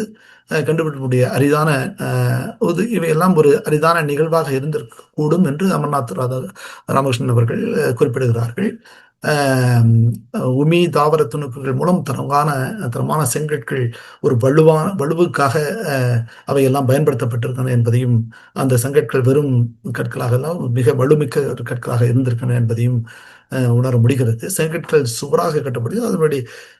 அதனுடைய செங்கல் இயல்பாகவே வலுவாக இருந்துவிட்டால் அதன் மூலம் கட்டப்படும் எந்த ஒரு சுவரும் ஒரு மிக வலுவான பிடிமானம் இருப்பது என்பதை அந்த காலத்திலே அவர்கள் கண்டுபிடித்து செய்திருக்கிறார்கள் என்பதையும் நாம் அறிகிறோம்.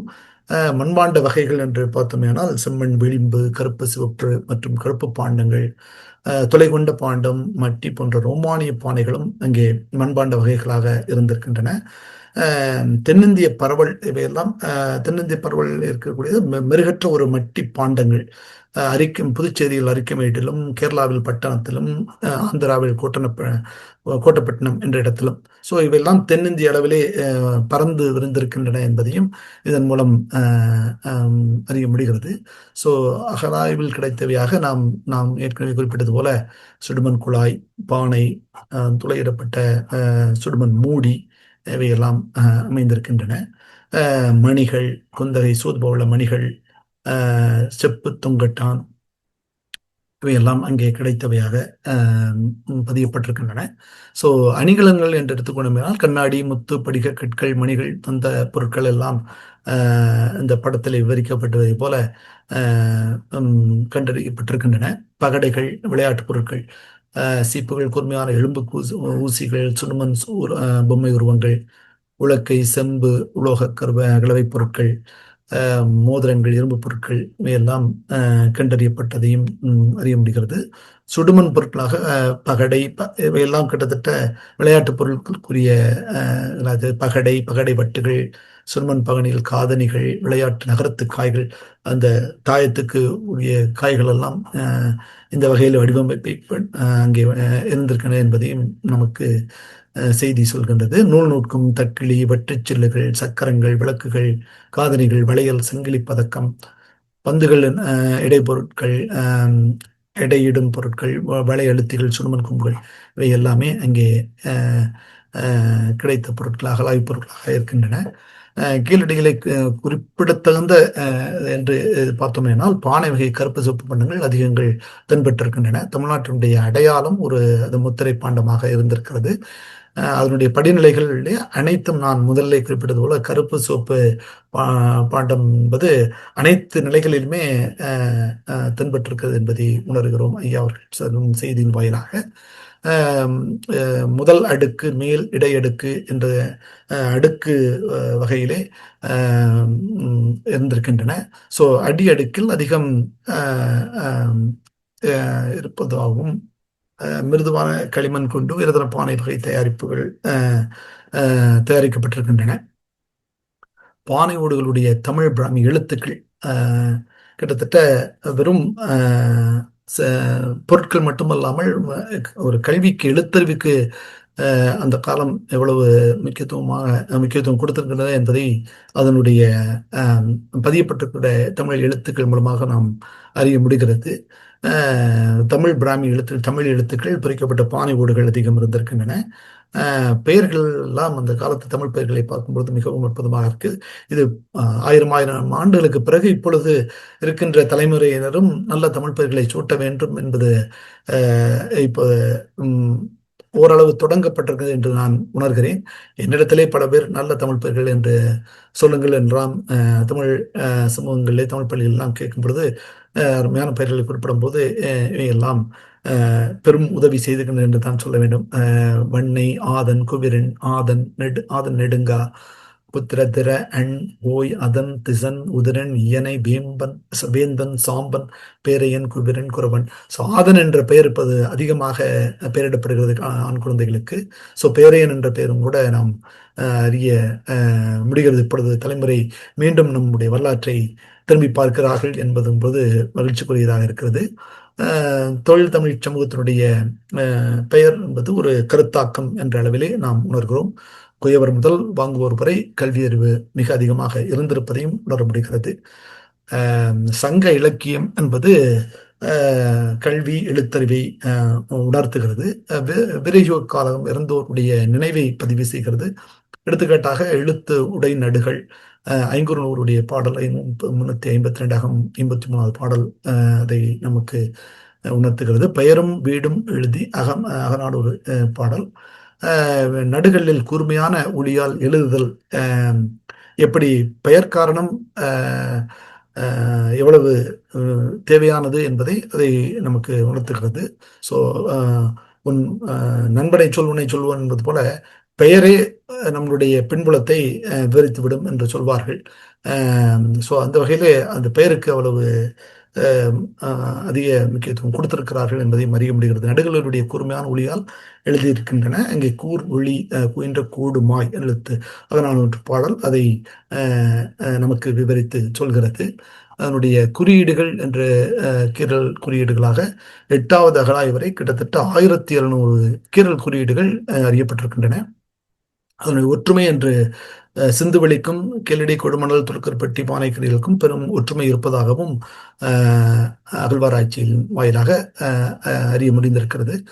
அதனுடைய பானை வெளிப்புறம் கருப்பு சிவப்பு பானைகளுடைய அதிக கீறல்கள் வெளிப்புறங்களிலே பதியப்பட்டிருக்கின்றன. அதனுடைய அம்புக்குறி அடையாளங்கள் மிக குறிப்பிடத்தக்கதாகவும் இருந்திருக்கிறது. மீன், ஏணி, வண்டி, சூரியன், நிலை, சூலாயுதம் போன்ற வடிவங்களும் அறியப்பட்டிருக்கின்றன. அதுக்கு அடுத்ததாக 1959 சானூர் அகழாய்வு என்பது 2009 ஐராவதம் மகாதேவன் ஐயாவுடைய கட்டுரை. ஐயாவுடைய மென்டார் என்று சொல்லக்கூடிய ஐராவதம் ஐயா அவர்களுடைய கட்டுரை மூலம் சானூர் அகழாய்வு செய்திகளும் நமக்கு கிடைப்பதை ஐயா அவர்கள் இந்த 17வது இயலிலே குறிப்பிட்டிருக்கிறார்கள்.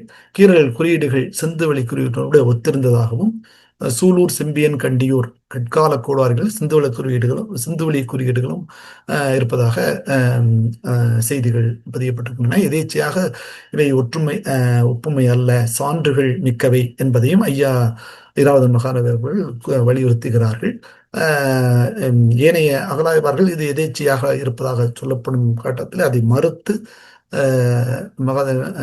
ஐராவத மகாதேவன் அவர்கள் இல்லை, சான்றுகள் மிக்கவை என்றும் அதை உறுதிப்படுத்தியிருக்கிறார்கள்.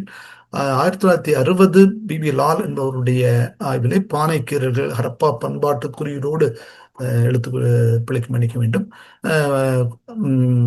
ஓடு ஒப்பிட்டிருக்கிறார். ஸோ ஆக நீண்ட நெடிய ஒரு வரலாறு இருக்குது என்பது இதன் மூலம் நம்மால் உணர முடிகிறது. ஆனாலும் இதையெல்லாம் இன்னும் உறுதிப்படுத்த மென்மேலும் ஆய்வுகள் இன்னும் செய்யப்பட வேண்டும் என்பதையும் நமக்கு செய்தி தெரிவிக்கிறது. கீழடுக்கு இரு தடயங்கள் அந்த ஆய்வை அமெரிக்க புளோரிடா அனலிட்டிக் என்ற அமைப்பின் வாயிலாக அந்த இரு தடயங்களை இங்கே அனுப்பி கீழடுக்களுடைய இரு தடயங்களை அனுப்பி ஆய்வு செய்யப்பட்ட நடுவில்லை. அதனுடைய கால நிர்ணயமாக பொது யுகத்திற்கு முன்பு 200 முதல் 195 வரை இருக்கலாம் என்பதாக அறியப்பட்டிருக்கிறது. கீழடுக்கினுடைய மாதிரிகள் மூலம் ஒரு தொல்குடியுடைய தொடக்க நிலையும் வளர்ச்சி குறித்த கால நிர்ணயத்தையும் அமர்நாத் ராமகிருஷ்ணன் அவர்கள் நமக்கு செய்தியாக தருகிறார்கள்.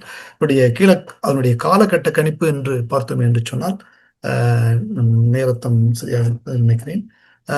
4ஆம் கட்ட ஆராய்ச்சி காலகட்டம் 6ஆம் நூற்றாண்டு, பொதுவியத்திற்கு முன் 6ஆம் நூற்றாண்டாகவும் தமிழ்நாட்டினுடைய இரும்பு காலமும் அதை பின்னோக்கி நகர்த்தி செல்கிறது.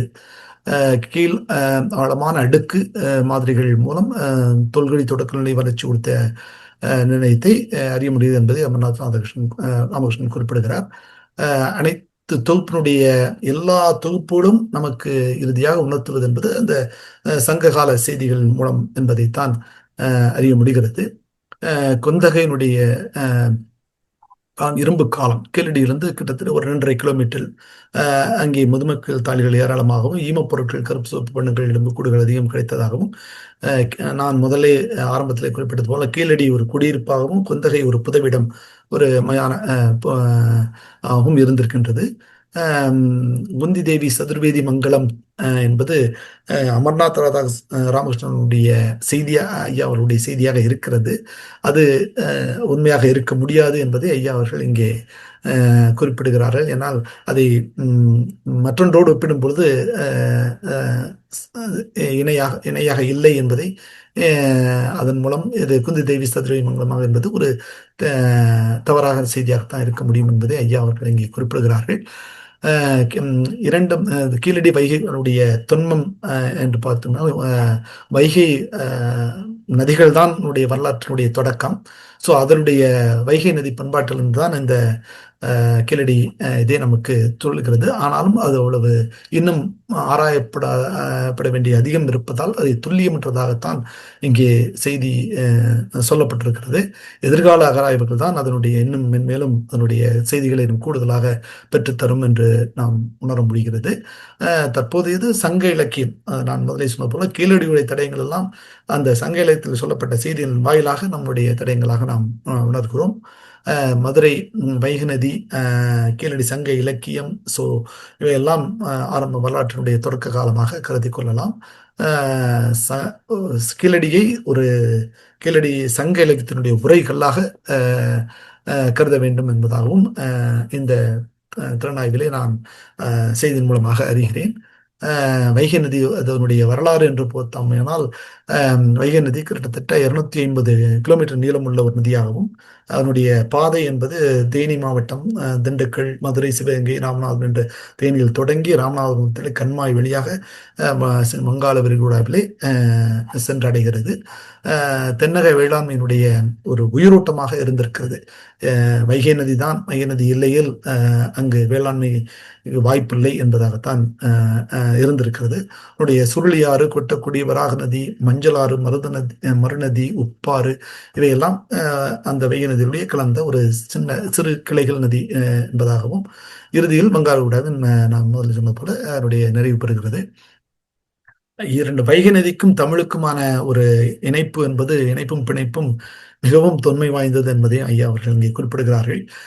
பரிபாடலிலே சொல்லப்பட்டிருக்கிற பாடல் வைகை, தமிழ், மதுரை ஒரு முப்பரிமாணம் கொண்டதாக அந்த பாடல் உணர்த்துகிறது. கலித்தொகையிலே மதுரை, காஞ்சி, அகநானூறு பாடல் 256 மற்றும் 296, புறநானூற்றில் 71வது பாடலும் அந்த உடைய நதிக்குமான தமிழுக்குமான ஒரு இணைப்பை உணர்த்துகிறது.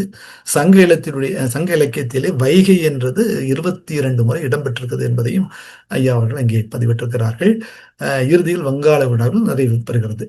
ஸோ இடப்பெயர்களுடைய தொடர்புகள் சிந்துக்கும் வைகைக்கும் என்ன தொடர்புகள் என்று பார்த்தோமே ஆனால், சிந்து வழி வைகை நதிப்படுகை அதனுடைய பெயர்கள் மிக பொருத்தமாக இருந்திருக்கின்றன என்பதை உணர்ந்திருக்கிறார்கள். அகழ்வாராய்ச்சிக்குரியவை கிட்டத்தட்ட 293 122 இடப்பெயர்கள் சிந்துவெளி பெயர்களுடைய பொருந்தியிருக்கின்றன. ஸோ அதில் குறிப்பாக பாகிஸ்தானில் 90ம் ஆப்கானிஸ்தான் 32ம் அமைந்திருக்கின்றன. எடுத்துக்காட்டாக அச்சன்குளம், பாகிஸ்தானில் அச்சன் என்பது இங்கே அச்சன் குளமாகவும், ஆப்கானிஸ்தானிலே அழகன் என்பது அழகன் குளமாகவும் இருந்திருக்கின்றன. வைகையில் குளம் எல்லாமே குளம் குளம் குளம் என்ற விகுதியோடு இணைத்து இங்கே பெயரிடப்பட்டிருக்கின்றன. ஸோ கீழடி, கீழ் என்பது ஒரு முன்னொட்டு, அடி என்பது இடப்பெயருடைய வேர்ச்சொல். ஸோ நான் ஏற்கனவே ஒரு இயல் நம்ம பார்த்தோம். கீழ் மேல் என்பது தாழ்வாகவும் கிழக்கு பகுதியாகவும் கருதப்படும், மேல் என்பது மேல் பகுதியாகவும் அறியப்பட்டது என்பதே. ஸோ அதே தான் இங்கேயும் இந்த கீழடி என்பது பெயர் காரணமாக அமைந்திருக்கிறது. சிந்துவெளி வைகை இடையான தொடர்ச்சி நம்மளுடைய வட இந்தியாவிலும் இருப்பதை அங்கே செய்தி பதியப்பட்டிருக்கிறதையும் உணர முடிகிறது. ராஜஸ்தான், குஜராத், மகாராஷ்டிரா இடப்பெயர்களுடைய அடிக்கரை, அணைப்பட்டி, அர்த்தாப்பட்டி போன்ற பெயர்கள் வட இந்தியாவிலும் இருப்பதாக நமக்கு தெரிகிறது. ஸோ இதுதான் அதனுடைய விளக்கப்படம். வைகை நதியுடைய மேல் கீழ் இலக்கணங்கள், மேல் வளவு, கீழ் வளவு, மேல் கீழ் என்ற ஒவ்வொன்றும் இருப்பதை இங்கே படமாக நமக்கு தந்திருக்கிறார்கள். சிந்துவெளி வைகையினுடைய தொடர்புடைய இடப்பெயர்கள் எல்லாம் நாம் சொன்னது போல ஏற்கனவே இடப்பெயர்கள் நாம் விரிவாகவே பார்த்தோம். ஸோ அவையெல்லாம் இங்கே நமக்கு படமாக விளக்கப்பட்டிருக்கின்றன. சிந்துவெளியினுடைய வைகை தொடர்புக்கான இடப்பெயர்கள் இரண்டும். ஸோ கீழடி அது ஏன் நமக்கு அது ஒரு மிக தேவையான இன்றியமையாதது முக்கியத்துவம் என்று சொல்லுவோம் என்று சொன்னால், அது பண்டபாத்திரங்கள், குவளைகள், கிண்ணங்கள் இலக்கியத்தை காட்டிலும் கூடுதல் மதிப்புடையவை என்பதை உணர்த்துகிறார்கள். வெறும் இலக்கியம் மட்டுமே நமக்கு அதை தரவாக எடுத்துக்கொள்ளாமல் அதையும் தாண்டி மதிப்புடையவை. ஆக காலத்தால் அழியாத ஒரு தரவுகள் என்றுதான் அதை குறிப்பிட வேண்டும். அதுக்கு அதிக மதிப்புகள் இருக்கின்றது என்பதை உணர்த்துகிறார்கள். ஸோ இரண்டுமே ஒரு பெரும் தரவுகளுக்கு உரியவை. அதனுடைய தொடர்ச்சியாக தொப்புள் கொடி உறவு, சங்க இலக்கிய இடப்பெயர்கள் கொற்கை, வஞ்சி, தொண்டி இவைகளிலே தென்படுவதையும், பன்முகத்தன்மையுடைய பண்பாடு, சிந்து வெளி முதல் கங்கை போன்று ஒரு வைகையும் மிக பெரும் ஒரு பன்முகத்தன்மை கொண்ட பண்பாடுள்ள நதி என்பதையும் அறிய முடிகிறது. கீழடி காலத்தால் மூத்தது என்பதற்கு மேலும் அகழ்வாராய்ச்சியில் தேவை. நான் ஆரம்பத்தில் குறிப்பிட்டது போல இப்பொழுது கிடைத்ததை மட்டும் வைத்து நாம் பெருமை பேசிக் கொண்டிருக்க முடியாது. இன்னும் மேலும் அகழ்வாராய்ச்சிகள் செய்து அதை உறுதிப்படுத்தி அதை நம்முடைய இந்திய அரசாங்கமும் அதை உறுதிப்படுத்த வேண்டும் என்பதையும் நாம் எதிர்நோக்கி இருப்பதை நாம் அனைவரும் அறிவோம். எனினும் சங்ககால கூறுகளால் இவை எதையுமே மறுதளித்து விட முடியாது என்பதையும் அறிய முடிகிறது. 1939 KN தீட்சித் அவர்கள் சிந்துவெளியுடன் ஒப்பிடுவது சாத்தியம் என்றதும் குறிப்பிட்டிருக்கிறார். ஆக திறனாய்வு கருத்து என்று நாம் பார்த்து ஒரு இறுதி கட்டத்துக்கு நாம் வந்துவிட்டோம். ஆதிச்சநல்லூர் என்பது தமிழுடைய தொன்மையை பேசுகிறது, கீழடி என்பது தமிழருடைய நகர நாகரிகத்தை பேசுகிறது. ஸோ இரண்டும் இணைந்தால் தொன்மையிலிருந்து நாகரிகத்திற்கான ஒரு தொடர்ச்சியான பயணம் தென்படுகிறது என்பதையும் நாம் உணர்கிறோம். சிந்துவெளி, ஆதிச்சநல்லூர், கீழடி ஆசிரியருடைய இணைப்பு கூடாக நான் இந்த திறனாய்வு மூலம் அறிவது என்னவென்றால், ஆசிரியருடைய பரந்த ஆய்வியல் கருத்து பின்னணி என்பது சிந்துவெளி பண்பாட்டினுடைய திராவிட அடித்தளம், சங்க இலக்கிய தரவுகள், தொல்லியல் சான்றுகள், மொழியியல் தடங்கள் ஆகியவற்றை ஒன்றோடொன்று உரையாடச் செய்வதும் சிந்துவெளிக்கும் தமிழ் திராவிட பண்பாட்டுக்கும் இடையிலான உறவை ஆராயும் நீண்ட கால பயணத்தின் விளைவாகவும் அந்த இணைப்புக்கூடு இருந்திருக்கிறது என்றுதான் உணர்கிறேன். அதனுடைய அடையாளமாக தொல்லியல் சான்றா அல்லது பண்பாட்டு தொடர்ச்சியா என்று நாம் நமக்குள்ளே ஒரு சிந்தனை கொண்டால், மண்பாண்டம், எழுத்து, தொழில்நுட்பம் அல்லது வாழ்வியல் அம்சம் பண்பாட்டு தொடர்ச்சியை நிரூபிக்க போதுமானதாக இருக்கின்றதா, அல்லது தொல்லியல், மொழியியல், மரபணு ஆய்வு, இலக்கியம், புவியியல், காலக்கணிப்பு, பல துறைகளுடைய சான்றுகளுடைய இணைப்பு வலுவாக வரலாற்று முடிவு போதுமானவையாக இருக்கின்றனவா என்று நமக்குள்ளே ஒரு ஒப்பிட்டு பார்க்கக்கூடிய தன்மை எழுகிறது. ஸோ இதனுடைய இந்த இயலுடைய பெரும்பலமாக நாம் எதை பார்க்கிறோம் என்று சொன்னால், தொல்லியல் அந்த அறிக்கை மட்டுமன்று நம்மை சிந்திக்க வைக்கக்கூடிய இந்த 17வது இயல், நாம் யார், நமது பண்பாட்டுடைய வேறு எங்கே இருக்கிறது, வரலாற்று தொலைவுதான் என்ன, நாகரிகத்தினுடைய தொடர்ச்சி எங்கே மறைந்திருக்கின்றது என்ற இந்த மாதிரியான கணைகள் நமக்குள்ளே இது ஒரு வரலாற்று பதிவு மட்டுமல்ல, ஒரு ஐயாவுடைய மொத்த பயணமுமே தேடல் தான் என்றாலும் இது மிக பெரும் ஒரு அறிவியல் பயணம், ஒரு பண்பாட்டு நினைவூட்டலாகவும் நாம் இதை கருதுகிறோம். இதனுடைய நிறைவாக நாம் இந்த இயலுடைய நாம் சொல்ல வருவது, தொன்மை என்பது ஒரு பெருமை பேசுவதற்கான பொருள் மட்டுமல்ல, அது உண்மையை தேடுவதற்கான பொறுப்புமாகும். அந்த பொறுப்பு நமக்கு நினைவூட்டும் வகையில் ஆதிச்சநல்லூரும் கீழடியும் ஒரு தொப்புள் கொடி, ஒரு வரலாற்று அத்தியாயம் மட்டுமல்லாமல் தமிழர் பண்பாட்டினுடைய வேர்களை தேடும் ஒரு சிந்தனை பயணமாகவும் நாம் இதை கருத வேண்டும். கடந்த காலத்திற்கும் எதிர்காலத்திற்குமான இடையான ஒரு அறிவு பாலமாகத்தான் இதை நாம் உணர்கிறோம். அந்த வகையிலே இந்த இயல் என்றென்றும் நினைவுகூரத்தக்கவில்லை. இன்னும் ஆதிச்சநல்லூர், கீழடிகளே மென்மேலும் அந்த அகலாராய்ச்சிகள் நம்முடைய பண்பாட்டையும் நம்மளுடைய தொன்மையையும் நிலைநிறுத்த இருக்கின்றன என்ற நம்பிக்கையில் இதை நாம் நிறைவு செய்வோம். இந்த வாய்ப்பினை அளித்தமைக்கு நன்றி பாராட்டி அமைகிறேன். நன்றி, வணக்கம். மிக்க நன்றிங்க ஐயா, அருமையா பேசியிருந்தீங்க. அறிவு பாலம் அப்படின்னு அருமையான சொல்லியிருந்தீங்க. உண்மையும் அதுதான். நம்ம அதற்காக தான் இங்க இணைஞ்சிருக்கோம். நிறைய தேடல்கள் ஒவ்வொரு இயலிலும் ஒவ்வொரு திறனாய்விலும் எங்களுக்கு புதிய தகவல்கள் கிடைத்து கொண்டே இருக்கிறது. அதை வைத்து எங்களுடைய தேடல்களும் அதிகமாக ஆகிக்கொண்டே இருக்கிறது. மிக்க நன்றி ஐயா, சரியான நேரத்தில் சரியான விதத்தில் முடித்தமைக்கு. அடுத்ததாக கேள்வி பதில் போகலாம். நேரடி கேள்வி போது முன் பாலகிருஷ்ணன் ஐயா, நீங்கள் ஏதேனும் பகிர விரும்புகிறீங்களா? எப்படி இன்னைக்கு எல்லாருக்கும் அங்கே டைம் ரொம்ப அதிகமாக இருக்கும். எனக்கு இன்னைக்கு ஈவினிங் தான். எனக்கு என்னமோ நான் இப்போ கொஞ்சம் பேசுகிற மூடில் இருக்கேன்.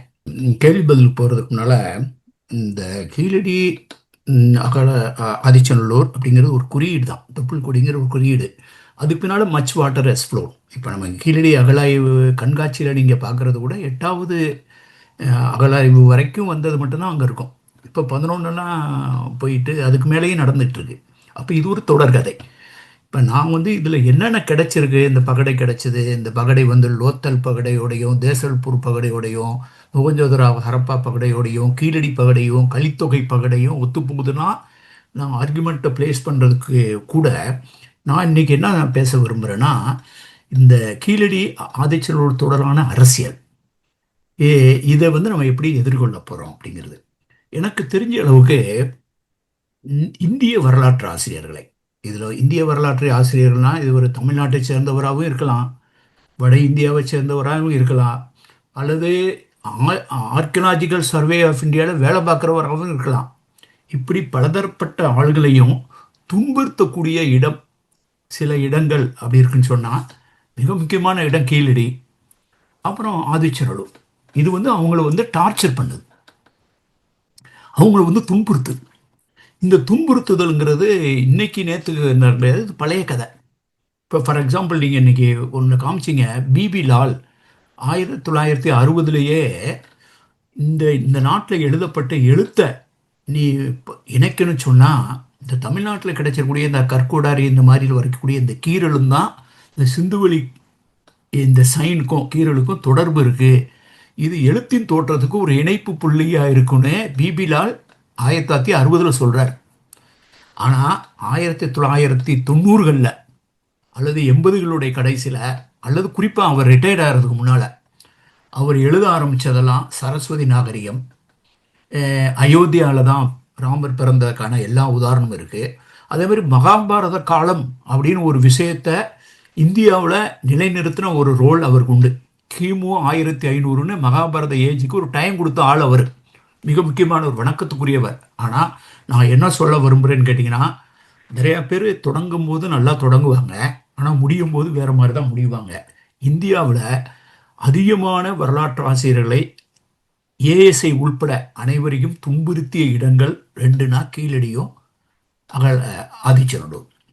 இப்போ ஆதிச்சநல்லூர் அப்படிங்கும்போது நீங்கள் அலெக்சாண்டர் ரீ 1899, 1901, 2, 3 இந்த பீரியடில் தோண்டி 100 வருஷமே யாருமே தோண்டாமல் இருந்த ஒரு இடம் வந்து ஆதிச்சநல்லூர்.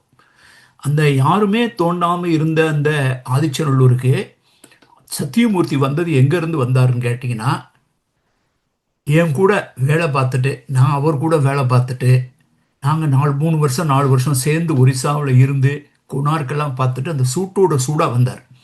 அப்போ நாங்கள் கொனார்க்கில் என்ன செஞ்சோம்னா, இதே ஜான் மார்ஷல் இங்கே பண்ணப்ப வந்து ஜாயின் பண்ணதுக்கு பின்னால் 1904 அந்த காலகட்டத்தில் 1902, 3 இந்த காலகட்டத்தில் தான் கொனார்க்கை புதுப்பிக்கிறாங்க. அதை தோண்டி அதை கன்சர்வ் பண்ணுறாங்க. அதுக்கு 100 வருஷம் வந்துச்சு. அப்போ தான் நான் கரெக்டாக டூரிசம் செக்ரட்டரியாக வந்திருக்கேன். 1999 ஒரிசாவில் பயங்கரமான புயல், டூரிஸ்ட்லாம் வர பயப்படுறாங்க.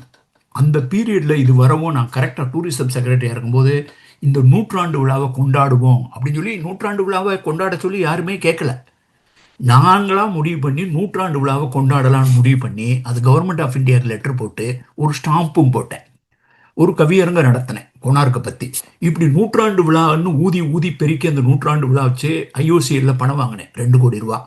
இப்படிலாம் செய்யும்போது இவர் என் கூட இருக்கார் சத்தியமூர்த்தி.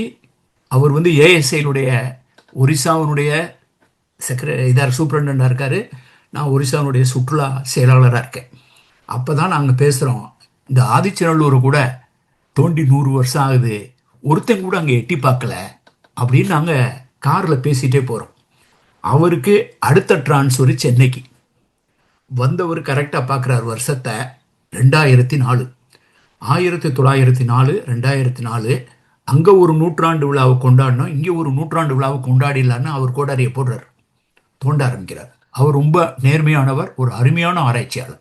நிறைய நல்ல கட்டுரைகள் எழுதியிருக்காரு. இந்த உண்மைகளை கொண்டு வந்தார், சூளைகளை பற்றி கொண்டு வந்தார். அவர் தோன்றினது 2004.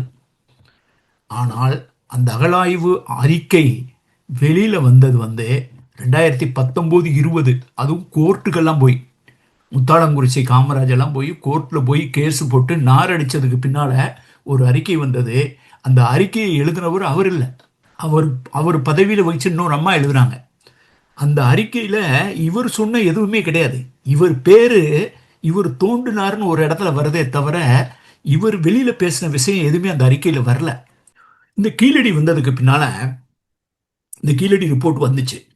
இந்த கீழடி நடந்திருக்கும் போது நான் வந்து பார்த்தேன், அமர்நாத் ராமகிருஷ்ணனை மீட் பண்ணேன். ரொம்ப அருமையாக இருந்தது. நம்ம தொடர்ந்து காலங்காலமாக பேசிகிட்டு இருக்கிறது, செம்மொழி மாநாட்டில் பேசினது, 10 வருஷம் அதுக்கு முன்னால் இருந்து பேசினதெல்லாம் கண் முன்னால் நடக்குது. அப்போ நான் அவர் அமெரிக்காவுக்கு போயிருந்தேன். நான் பெர்க்லிக்கு 3 வாரம் அங்கே இருந்தேன். அப்போ வந்து அமர்நாத் ராமகிருஷ்ணனை ட்ரான்ஸ்ஃபர் பண்ணிட்டாங்க. நான் வந்து நம்புங்க, நான் வந்து இந்த டிரான்ஸ்ஃபரை நிறுத்துறதுக்காக மட்டும் நான் ஒரிசாவிலிருந்து டெல்லிக்கு 5 தடவை போயிருக்கேன். செக்ரட்டரிஸை பார்த்துருக்கேன். இந்த டிரான்ஸ்ஃபரை நிறுத்தணும், இது அநியாயம்னு சொல்கிறேன். என்கிட்ட இது ஒரு பெரிய விஷயம் கிடையாது, மாத்திரலான்னு சொன்ன ஒரு முக்கியமான ஐஏஎஸ் ஆஃபீஸர் தேர்தலில் என் கூட வேலை பார்த்தவர், பீகார்ல இருந்தவர். அவர் என்கிட்ட வந்து கவலைப்படாதீங்க சார், அந்த டிரான்ஸ்ஃபர் நிறுத்துறேன்னு சொல்லி பொறுப்பு ஏற்றுக்கிட்டவர் கடைசியில் கைவிரிச்சாரு. இது எனக்கு மேலே பெரிய விஷயமா இருக்கு, இது ரூட்டே வேற அப்படின்னார். இவர் டிரான்ஸ்ஃபரை நிறுத்த முடியாது. இன்னைக்கு தேதி வரைக்கும் அந்த ரிப்போர்ட்டு வரல. இதுக்கு நடுவில் அட்வொகேட் கனிமொழி இந்த மாதிரி ஆளுங்க போய் கோர்ட்டில் போய் ஆர்டர் வாங்கி இந்த ரிப்போர்ட் வரணுங்கிறது மட்டும் கிடையாது, கண்காட்சியகம் அமைக்கணுங்கிற வரைக்கும் ஆர்டர் வாங்கினதுனால தான் கீழடியில் ஒரு கண்காட்சியகம் இருக்குது. ஆர்டர் வாங்கினதுனால தான் இன்னைக்கு கீழடி தோண்டப்படுது. அதனால நான் வந்து நம்பிக்கை வச்சிருக்கிறது வந்து எப்பயுமே வாய்மை வெல்லும், உண்மை வெல்லும். நீங்கள் இந்தியாவிலேருந்து பேசுகிறீங்க, அவர் அமெரிக்காவிலேருந்து பேசுகிறாரு. நம்மளை எது பேச வைக்குது? எந்த அரசாங்கம் நமக்கு வந்து ஹெல்ப் பண்ணுது? யார் இதுக்கு ஃபண்டு பண்ணுறா?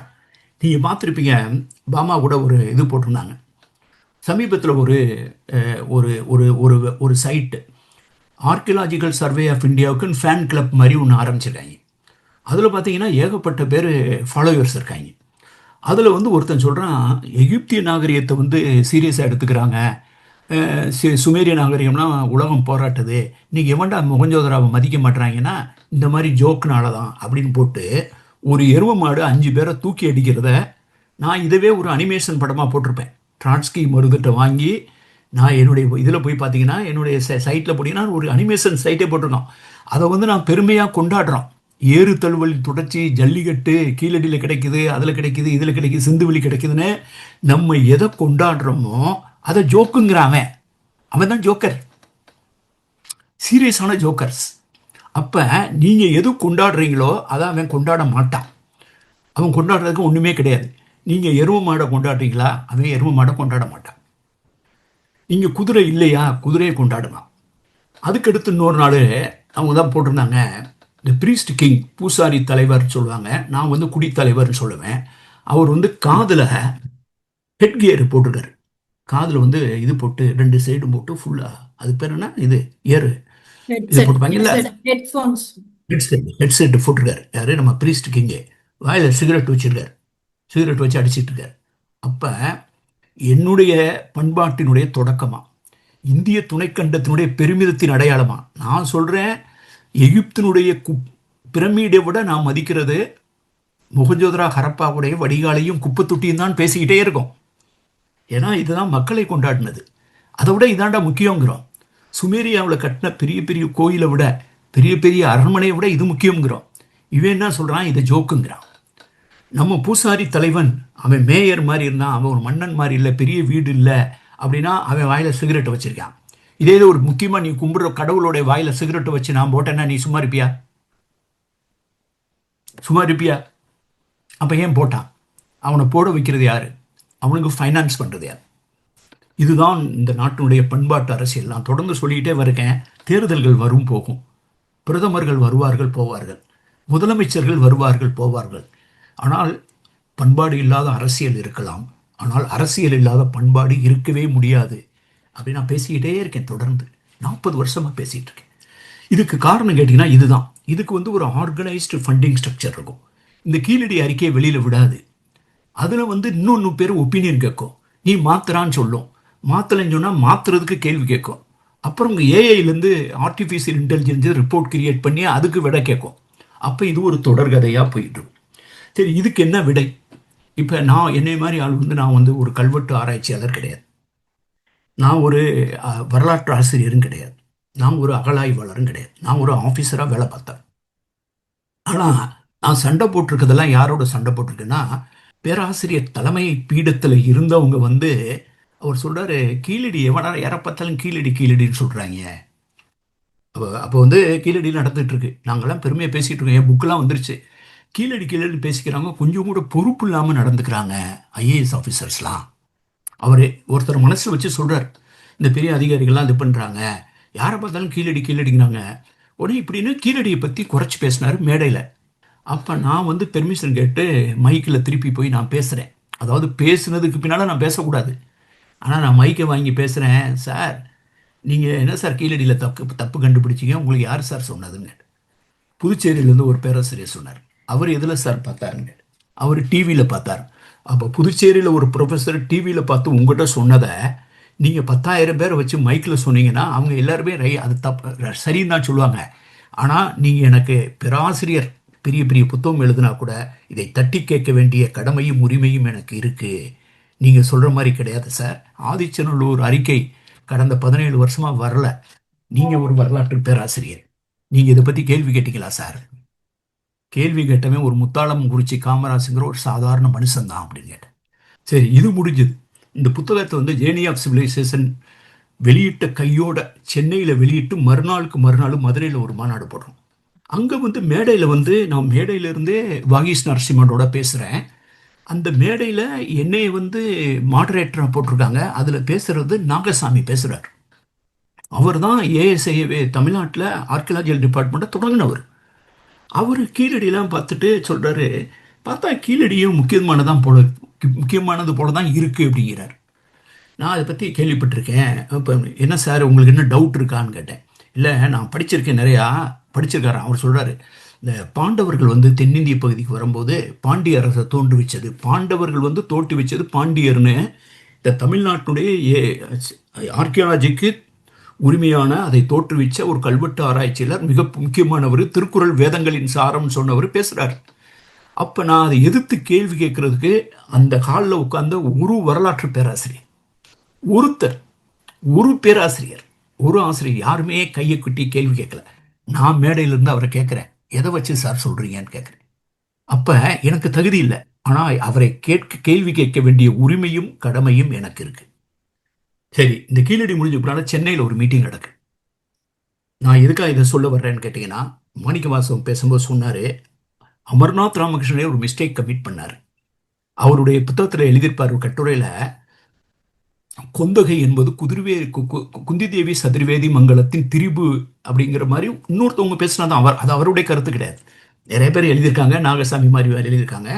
இந்த மீட்டிங்கில் ஒரு கல்வெட்டு ஆராய்ச்சியாளர், ஒரு பயங்கரமாக அவர் ஒரு கட்சியை சேர்ந்தவர். இப்போ அவர் வந்து பேசுகிறாரு, எல்லாம் பேசுகிறதுக்கு முன்னாடி ஒரு ஜட்ஜி வேறு இருக்கார். அந்த ஜட்ஜி வந்து இந்த கீழடி அகழ்ச்சிநல்லூருக்கெல்லாம் தீர்ப்பு எழுதுறதுக்காக காத்துட்ருக்கார். அவரை உட்கார வச்சுட்டு இவர் சொல்கிறாரு, யாரை பார்த்தாலும் கீழடின்னு சொல்கிறாங்க, அதை கீழடினே சொல்லக்கூடாது. கீழடி ஒரு பஞ்சாயத்து, தனி பஞ்சாயத்தை வந்தது, தனி ரெவன்யூ வில்லேஜாக வந்ததே 30 வருஷத்துக்கு முன்னால் தான். அதாவது ரெவன்யூவாக வில்லேஜாக 30 வருஷத்துக்கு முன்னால் வந்ததுனால தான் நம்ம கீழடின்னு சொல்லக்கூடாதான். அப்போ என்ன சொல்லணும்னு கேட்டால், இது கொந்தகைன்னு தான் சொல்லணும். அது குந்தி தேவி சதுர்வேதி மங்கலம் தான் கொந்தகையாக மாறிச்சு. எப்போ சொல்கிறாரு இதை? ஜட்ஜி பேசிட்டு உட்காந்துருக்காரு, நானும் பேசிட்டு உட்காந்துருக்கேன். இவர் நன்றி தெரிவிக்கும் போது சொல்கிறார். நன்றியில் கலந்தவுடனே நான் அதுக்கு மேலே நீங்கள் யாரும் பேச முடியாதுல்ல. நான் ஜட்ஜிக்கிட்ட சொல்கிறேன், sir with your permission I have to react அப்படிங்கிற. தாராளமாக சார் அப்படிங்கிறார். அவர் நன்றி தெரிவிச்சதுனால சொன்னேன், இவர் நன்றி தெரிவிச்சுன்னு சொன்னால் இவர் என்ன கதையெல்லாம் சொல்லிகிட்டு இருக்காரு. கொந்தகை தமிழ்நாட்டில் 4 கொந்தகை இருக்குது. இந்த கொந்தகை குந்தி தேவி சதுர்வேதியம்னா அந்த கொந்தகை எங்கேரியா வந்துச்சுன்னு கேட்டேன். குந்தி தேவி சதுர்வேதி மங்கலம்ங்கிறது ஒரு கிணத்தடியில் எழுதி போட்ட 12ஆம் நூற்றாண்டு கல்வெட்டு. ஒரு 12ஆம் நூற்றாண்டு கல்வெட்டில் குந்தி தேவி சதுர்வேதி மங்கலம்னு எழுதியிருந்தது கீழடிக்கு பக்கத்திற்குரிய கொந்தகையாக ஆகும்னா, நம்ம பேசுகிறது இரும்பு காலம், நம்ம பேசுகிறது நியோலித்திக் பீரியட், நம்ம பேசுகிறது சங்க இலக்கிய காலம். இப்போ சதுர்வேதி மங்கலம்ங்கிறதே பின்னால் வந்ததானே, அது சோழர்களும் பிற்காலம் இடைக்கால பாண்டியர்களும் கொண்டு வந்ததானே. அந்த கதை நீ ஏன் இங்கே கொண்டு வர்ற? அப்போ 3 முக்கியமான மூக்குகளை உடைக்க வேண்டிய கடமையும் எங்களுக்கு இருந்திருக்கிறது. இதுக்கு பரப்புரை மட்டும் கிடையாது. இன்னும் நான் யாருன்னு என்னன்னு கேட்டிங்கன்னா, இந்த கீழடி கண்காட்சி நான் வந்து ஒரு அட்வைசராக இருந்திருக்கேன். அதன் பின்னணியில் ஒரிசாவில் இருந்தே தொடர்ந்து பேசி பொருணை கண்காட்சி அதில் ஒரு அட்வைசராக, அலங்காநல்லூர் ஜல்லிக்கட்டு கண்காட்சி அதில் ஒரு அட்வைசராக, அங்கேருந்து தொடர்ந்து பேசிக்கிட்டே இருக்கோம். அப்படி பேசும்போது இந்த ரிப்போர்ட் ரெடி ஆயிடுச்சு. அப்போ வந்து எதுவும் சாமி சிலை இது வரைக்கும் கிடைக்கலையான்னு கேட்குறாரு. நான் இதை கேள்விப்பட்டோன்னே இது தோன்ற ஆள் தான் சொல்லி, பார்த்துயா ஜாக்கிரதையாக இருங்க, எவனாவது நைட்டோட நைட்டாக வச்சு எடுத்துகிட்டு போகிறாங்கய்யா, வச்சு எடுக்கிறத அவங்களுக்கு நல்லா தெரியுமையா அப்படின்னு சொல்லியிருக்கேன். இந்த மாதிரி நம்மளை வச்சு செஞ்சவங்க அவங்க, கவனமாக இருங்கய்யா அப்படின்னு. சார், இந்த வரலாற்றுடைய தோல், இந்த சுமை எங்களுக்கு இருக்குது சார், நாங்கள் உணர்வுல சார், அப்படிலாம் வச்சு எடுக்க விட்டுற மாட்டோம் சார், நாங்கள் தினம் ஃபோட்டோ எடுத்துகிட்டு இருக்கோம் சார். தினம் ஃபோட்டோ எடுத்த அந்த சாமானியர், அந்த தோன்ற மக்கள், அவங்க தான் இதை காப்பாற்றினாங்க. அதுக்கு நடுவில் 24 மொழியில் மொழிபெயர்க்காங்க. அதில் பல மொழியில் நான் மொழிபெயர்த்து அனுப்பிச்சிருக்கேன். பெங்கால், ஒரியா எல்லாத்துலேயும் 24 மொழி. அதில் பர்பஸாகவே சமஸ்கிருதத்துலேயும் ஒன்று போட்டோம். வெளிநாட்டு மொழிகளில் அதிகமாக விட்டுறது எது தெரியுமா? கீழடி ஜப்பானிய மொழியில் கொத்து கொத்தா வாங்கிட்டு போய் ஜப்பானிய மொழியில் கொடுத்தாங்க. இந்தியாவில் பெங்காலி, ஹிந்தி நிறைய வாங்கினாங்க. ஒரு ஆள் கூட ஒரு புஸ்தகம் கூட வாங்க மாட்டாங்கன்னு தெரிஞ்சுமே நாங்கள் அதை சமஸ்கிருதத்தில் அடித்தோம்.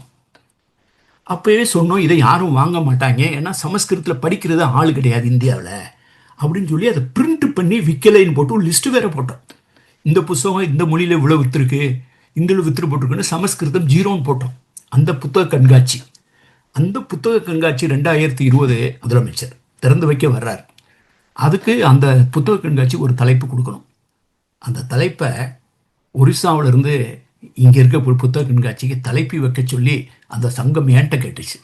நான் சொன்னேன், சிந்துவெளி புனல், கீழடி மணல், ஈரடி குரல் இப்படின்னு ஒரு தலைப்பு வையா, இதாண்டா தீம் அப்படின்னு, இதாண்டா இந்த புத்தக கண்காட்சிக்கு தீம் அப்படின்னு.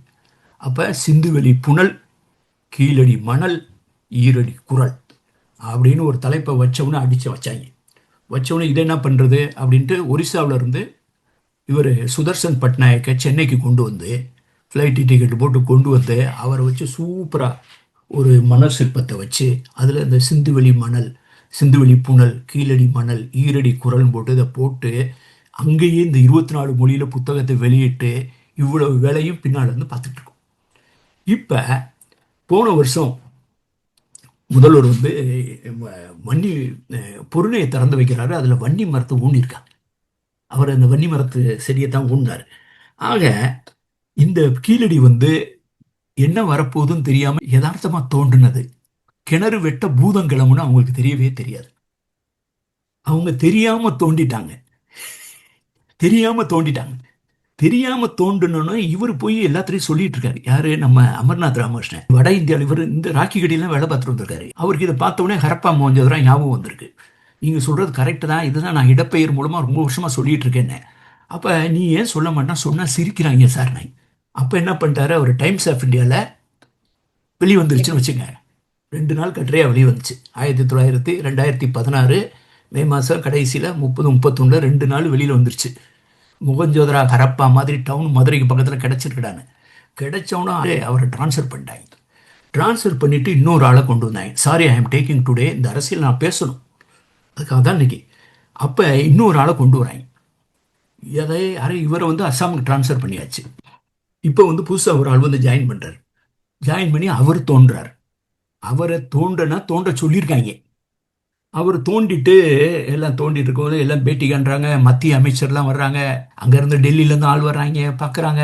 அரசியல்வாதிகள்லாம் வர்றாங்க, எல்லாம் பார்க்குறாங்க. எல்லாம் பார்த்ததுக்கு பின்னால் இவர் எல்லாம் முடியும் போது பத்திரிகைக்காரங்க எல்லாம் போய் கேட்குறாங்க, இந்த பொருள்கள்லாம் கீழடியில் இவர் தோன்றினதெல்லாம் மைசூரு, பெங்களூருக்கு அனுப்ப பார்த்தாங்க. அதுக்குள்ளேயும் கோர்ட்டு ஆர்டர் வந்துருச்சு, இதை எடுத்துகிட்டு போகக்கூடாது, இங்கே தான் வைக்கணும் தமிழ்நாட்டில். இல்லைன்னா 1000 பேர் படுத்துருப்பாங்க. 1000 பேர் படுக்கிறதுக்கு ரெடியாக இருந்தாங்க. அப்போ இப்படிலாம் இதுக்கு பின்னால் இவ்வளோ வேலை நடந்திருக்கு. தோண்டினவுடனே கடைசியில் வந்து பத்திரிகைக்காரெல்லாம் கேட்குறாங்க, என்ன கண்டுபிடிச்சிங்கன்னு. அவர் அமர்நாத் ராமகிருஷ்ணன், ஹரப்பா மோகஞ்சோதராலாம் சொல்லிட்டு போயிருக்காரு. இப்போ என்ன அடுத்து தோண்டுவீங்களா அப்படின்னு கேட்குறாரு. இவர் வந்து பதில் சொல்லாமல் உதட்ட பிதுக்கிறதுலேயே ஆன்சர் சொல்கிறாரு. இன்னும் தோன்றதுக்கெல்லாம் அப்படி ஒன்றும் கிடையாது. அவர் சொன்னது 3வது.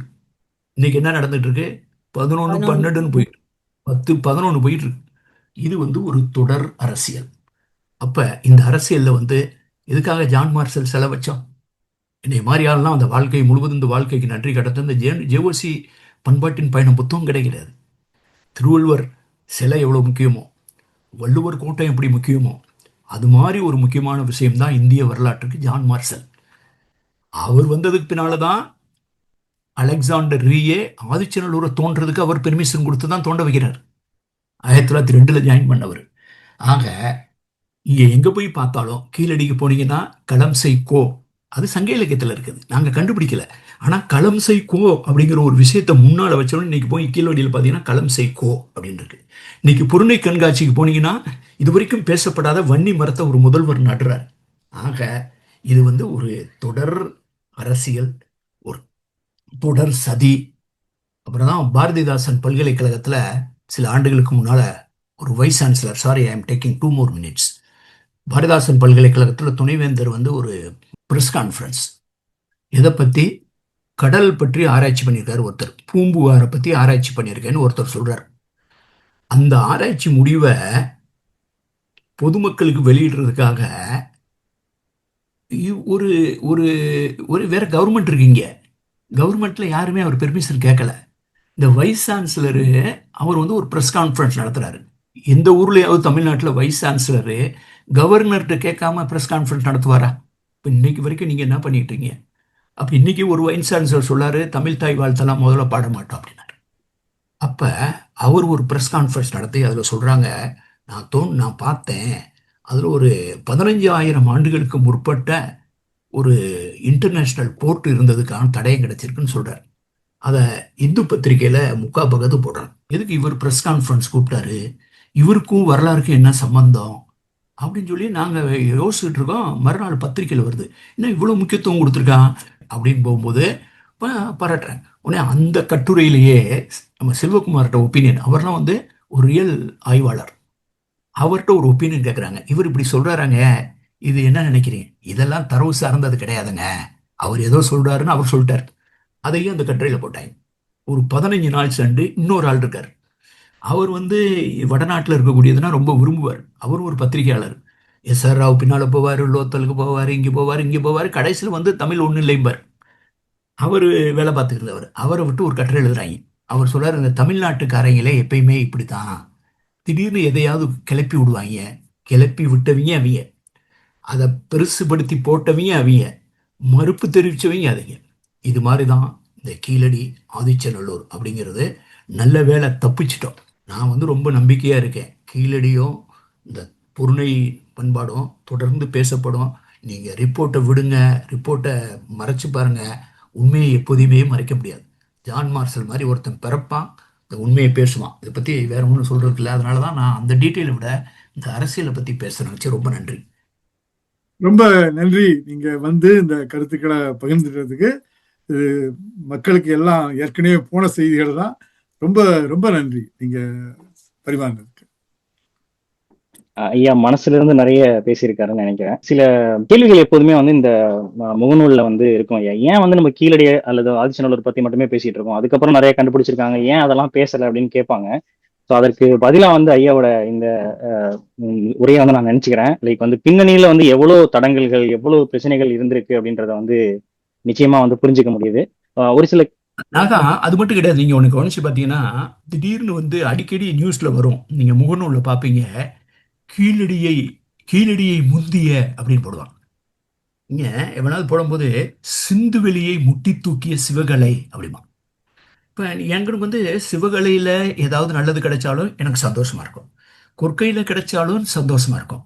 இந்த சிந்து முதல் வைகை வரைன்னு தலைப்பு கொடுத்துருக்கேனே தவிர அதை நான் மதுரைக்காரங்கிறதுக்காக வைக்கல. நான் கொற்கை வெஞ்சி தொண்டி வளாகத்திலையும் மதுரையை சேர்க்கல. ஆனால் சிந்து முதல் பொருணை வரை அப்படின்னா அது தாமிரபரணியா, பொருணை நம்ம பேர் வச்சிருக்கிறது நிறைய பேருக்கு தெரியாது. வைகைனா எல்லாருக்கும் தெரியும். அது மட்டும் கிடையாது, அதான் தமிழ் வளர்த்த மதுரை, அப்புறம் சங்க இலக்கியம், தமிழ் தலைநகரங்கிறதுனால. மற்றபடி கன்னியாகுமரியில் கிடைச்சாலும், சிவகலையில் கிடைச்சாலும், ஆதிச்சநல்லூர் கிடைச்சாலும் நம்ம பெருமை தான். ஆனால் ஒரு டிஸ்ட்ரிக்ட்டுக்கும் இன்னொரு டிஸ்ட்ரிக்டும் சண்டை போட்டு விடுவாங்க. சிந்து வெளியை முட்டு தூக்கிய சிவகலைமா. இன்னொருத்தன் ஆதிச்சநல்லூர் கொற்கையில் கிடைச்சனா கீழடி, என்னடா கீழடி, எல்லாரும் கீழடியை பற்றியே பேசிக்கிட்டு இருக்காங்க, அதை விட கொற்கை முக்கியமிடாமா அப்படின்னா என்னன்னு கேட்டீங்கன்னா டிஸ்ட்ரிக்ட் சண்டையை. அப்புறம் ஒருத்தன் சொல்லுவான், 2 ஜாதிகரையும் சண்டை போடுவாங்க, இது என்னுடையது அது உன்னுடையது. அப்ப மொத்தத்துல வந்து நீங்க யாதும் ஊரே யாவரும் கேளீர், இந்திய பண்பாட்டினுடைய குரல் நம்ம தான், இந்த பண்பாடு நம்முடைய தான் நம்ம பேசிட்டு இருக்கும்போது நமக்குள்ளேயே சண்டை போட்டு விட்டு டிஸ்ட்ரிக்ட் சண்டையா மாத்துறதுக்கு ட்ரை பண்ணுவான். அப்ப அதெல்லாம் நம்ம பார்த்துக்கிட்டே போகணும். அதனாலதான் நாங்க உணர்ச்சி வசப்பட மாட்டோம். உணர்ச்சி வசப்படுறதை அப்படி வச்சுட்டு வேணா பேசிட்டு இருப்போமே தவிர உணர்ச்சி எல்லாம் படக்கூடாது. படும்போது பண்ண, எழுதும்போது உணர்ச்சி வசப்படக்கூடாது, பேசும்போது கூட பட்டலாம். நன்றிங்க ஐயா.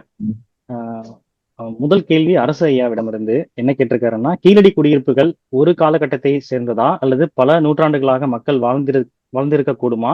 ஒரே அடுக்காக ஒரே காலகட்டத்தை சேர்ந்ததா அல்லது பல பல அடுக்குகளாக அகழ்வாய்வில் தடயங்கள் கிடைத்தனவா? கீழடியில் வாழ்ந்த மக்கள் எந்த காலகட்டத்தில் அப்பகுதியை விட்டு நீங்கி சென்றார்கள்? என்ன காரணமாக இருக்கலாம்? தெரியல. ஒன்று வந்து கீழடி வந்து ஒரு சிங்குலர் பீரியட் வந்து, நான் வந்து சிங்குலரை வந்து கீழடியை வந்து ஒரு பழைய மதுரைன்னு நினைச்சா கூட நான் கூட அதை வந்து ஒரு சப்பர்பாக தான் பார்க்குறேன். அதாவது சங்க இலக்கியத்தில் ஒரு இடத்துல வரும், பன்றிகள்லாம் மேய்ந்து கொண்டிருந்த புறஞ்சேரின்னு வரும். பரல் உரைத்த புறஞ்சேரின்னு ஒரு சங்க இலக்கியத்தில் வரும். இந்த புறஞ்சேரிங்கிறது என்னன்னு கேட்டிங்கன்னா சப்பர்பு. நான் கூட இந்த புக்கில் கூட படம் போட்டு காமிச்சிருப்பேன். இந்த திருப்பரங்குன்றத்தை பரிபாடல் ஒப்பிடுறது. அப்படி பார்த்தீங்கன்னா இந்த மதுரை அப்போ வந்து இந்த கீழடி வந்து ஒரு சென்டரில் தான் வருது. இன்னைக்கு இருக்கக்கூடிய மதுரை மீனாட்சி அம்மன் கோயில் சென்டராக வரல. அப்போ அது ஒரு முக்கியமான இடமா இருக்குது. ஆனால் இன்னைக்கு மதுரையை தோண்ட முடியாது. மதுரை தொடர்ந்து இந்த கோயில் இருக்குது, 2000 வருஷமாக இருக்குது, மேலே வீடு கட்டியிருப்பாங்க. It's very difficult to dig. அதனால வந்து கீழடி வந்து ஒரு சிங்கிள் லேயர். இது வரைக்கும் கீழடியில் தோண்டப்பட்டிருக்கிறது இன்னும் 10% கூட தோண்டலை. நீங்கள் 10 கட்டம் தோண்டி இன்னும் 10% கூட தோண்டலை. இன்னும் 90% தோண்டி என்ன கிடைக்க போகுதுன்னு தெரியல. நான் ஒவ்வொருத்தரையும் போய் கேட்டுக்கிட்டு இருக்கேன். இந்த இப்போ நம்ம தோண்டிட்டு இருக்கிறது வந்து கீழே புலிச்சந்தை, கீழச்சந்தை, இந்த மாதிரி பகுதி, கீழடி பகுதியை தோண்டிக்கிட்டு இருக்கோம். அப்புறம் ஒரு மேடு வந்து ஒரு மவுண்ட் இருக்குது, அந்த மேற்கு பகுதியில் ஒரு மவுண்ட் இருக்குது, இன்னும் அதை தோண்டலை. அந்த மவுண்டில் என்ன இருக்குன்னு தெரியல. ஒருவேளை வந்து நமக்கு வந்து இந்த லோயர் டவுன், அப்பர் இது மாதிரி எதுவும் சான்று கிடைக்கிறதுக்கு வாய்ப்பு இருக்குது. ஏன்னா தொடர்ந்து மதுரை பக்கத்தில் இந்த கீழடி, மேலடி, கீழே பனங்காடி, மேலே பனங்காடி, கீழே குயில்குடி, மேலே குயில்குடி, கீழே ராங்கியம், மேலே ராங்கியம், இப்படி வரிசையாக வந்துக்கிட்டே இருக்குது. இது வந்து எனக்கு அந்த சிந்துவெளி கான்செப்டை தான் ரிமைண்ட் பண்ணுது. நன்றிங்க ஐயா. இதன் தொடர்ச்சியா மணிமணிவண்ணன் ஐயா ஒரு கேள்வி, 2 கேள்விகள் கேட்டிருந்தாங்க. இரண்டையும் தொகுத்து சொல்றேன். ஒண்ணு வந்து செங்கல் குறித்து கேள்வி கேட்டிருக்காரு. கீழடியின் செங்கல் கட்டுமானங்களின் அளவுகள் சிந்து சமவெளி செங்கற்களின் அளவுகளைப் போலவே உள்ளனவா, இல்லை மாறுபட்டு இருக்கா அப்படின்னு கேட்டிருக்காரு. கூடவே வந்து இந்த மாமல்லபுரம், சாலுவன் குப்பம், முருகன் கோயில் செங்கற்களின் அளவுகளுடன் ஒப்பிட்டு நம்ம பார்த்திருக்கோமா அப்படின்னு கேட்டிருக்காரு. ஒரு let me tell the truth. சிந்துவெளியினுடைய அச்சு அசலான செங்கல் இன்னும் இந்தியாவில் கண்டுபிடிக்கப்படவில்லை, இன்க்ளூடிங் கீழடி. அதாவது மொகஞ்சோதரா ஹரப்பா செங்கலை ஒரு கையில் வச்சுக்கிட்டு இதுதான் இந்த செங்கல்னா, இந்த செங்கலும் எக்ஸாக்டாக மேட்ச் ஆகிற மாதிரி இது வரைக்கும் எதுவுமே கண்டுபிடிக்கப்படல. ஆனால் சிந்துவெளி செங்கல் கண்டுபிடிக்கிறதுக்கு முன்னால் இந்த இந்திய அகழ்வாராய்ச்சியாளர்களும் வரலாற்று ஆட்சியாளர்களும் கொண்டாடிய இன்னொரு செங்கல் இருக்குது.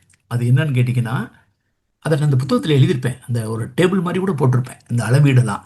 அது வந்து பீகாரில் இருக்கக்கூடிய மௌரிய பேரரசை சேர்ந்த அந்த ஒரு கோட்டை சுவர் தான் இந்தியாவுடைய தொன்மையான சுவராக கருதப்பட்டது.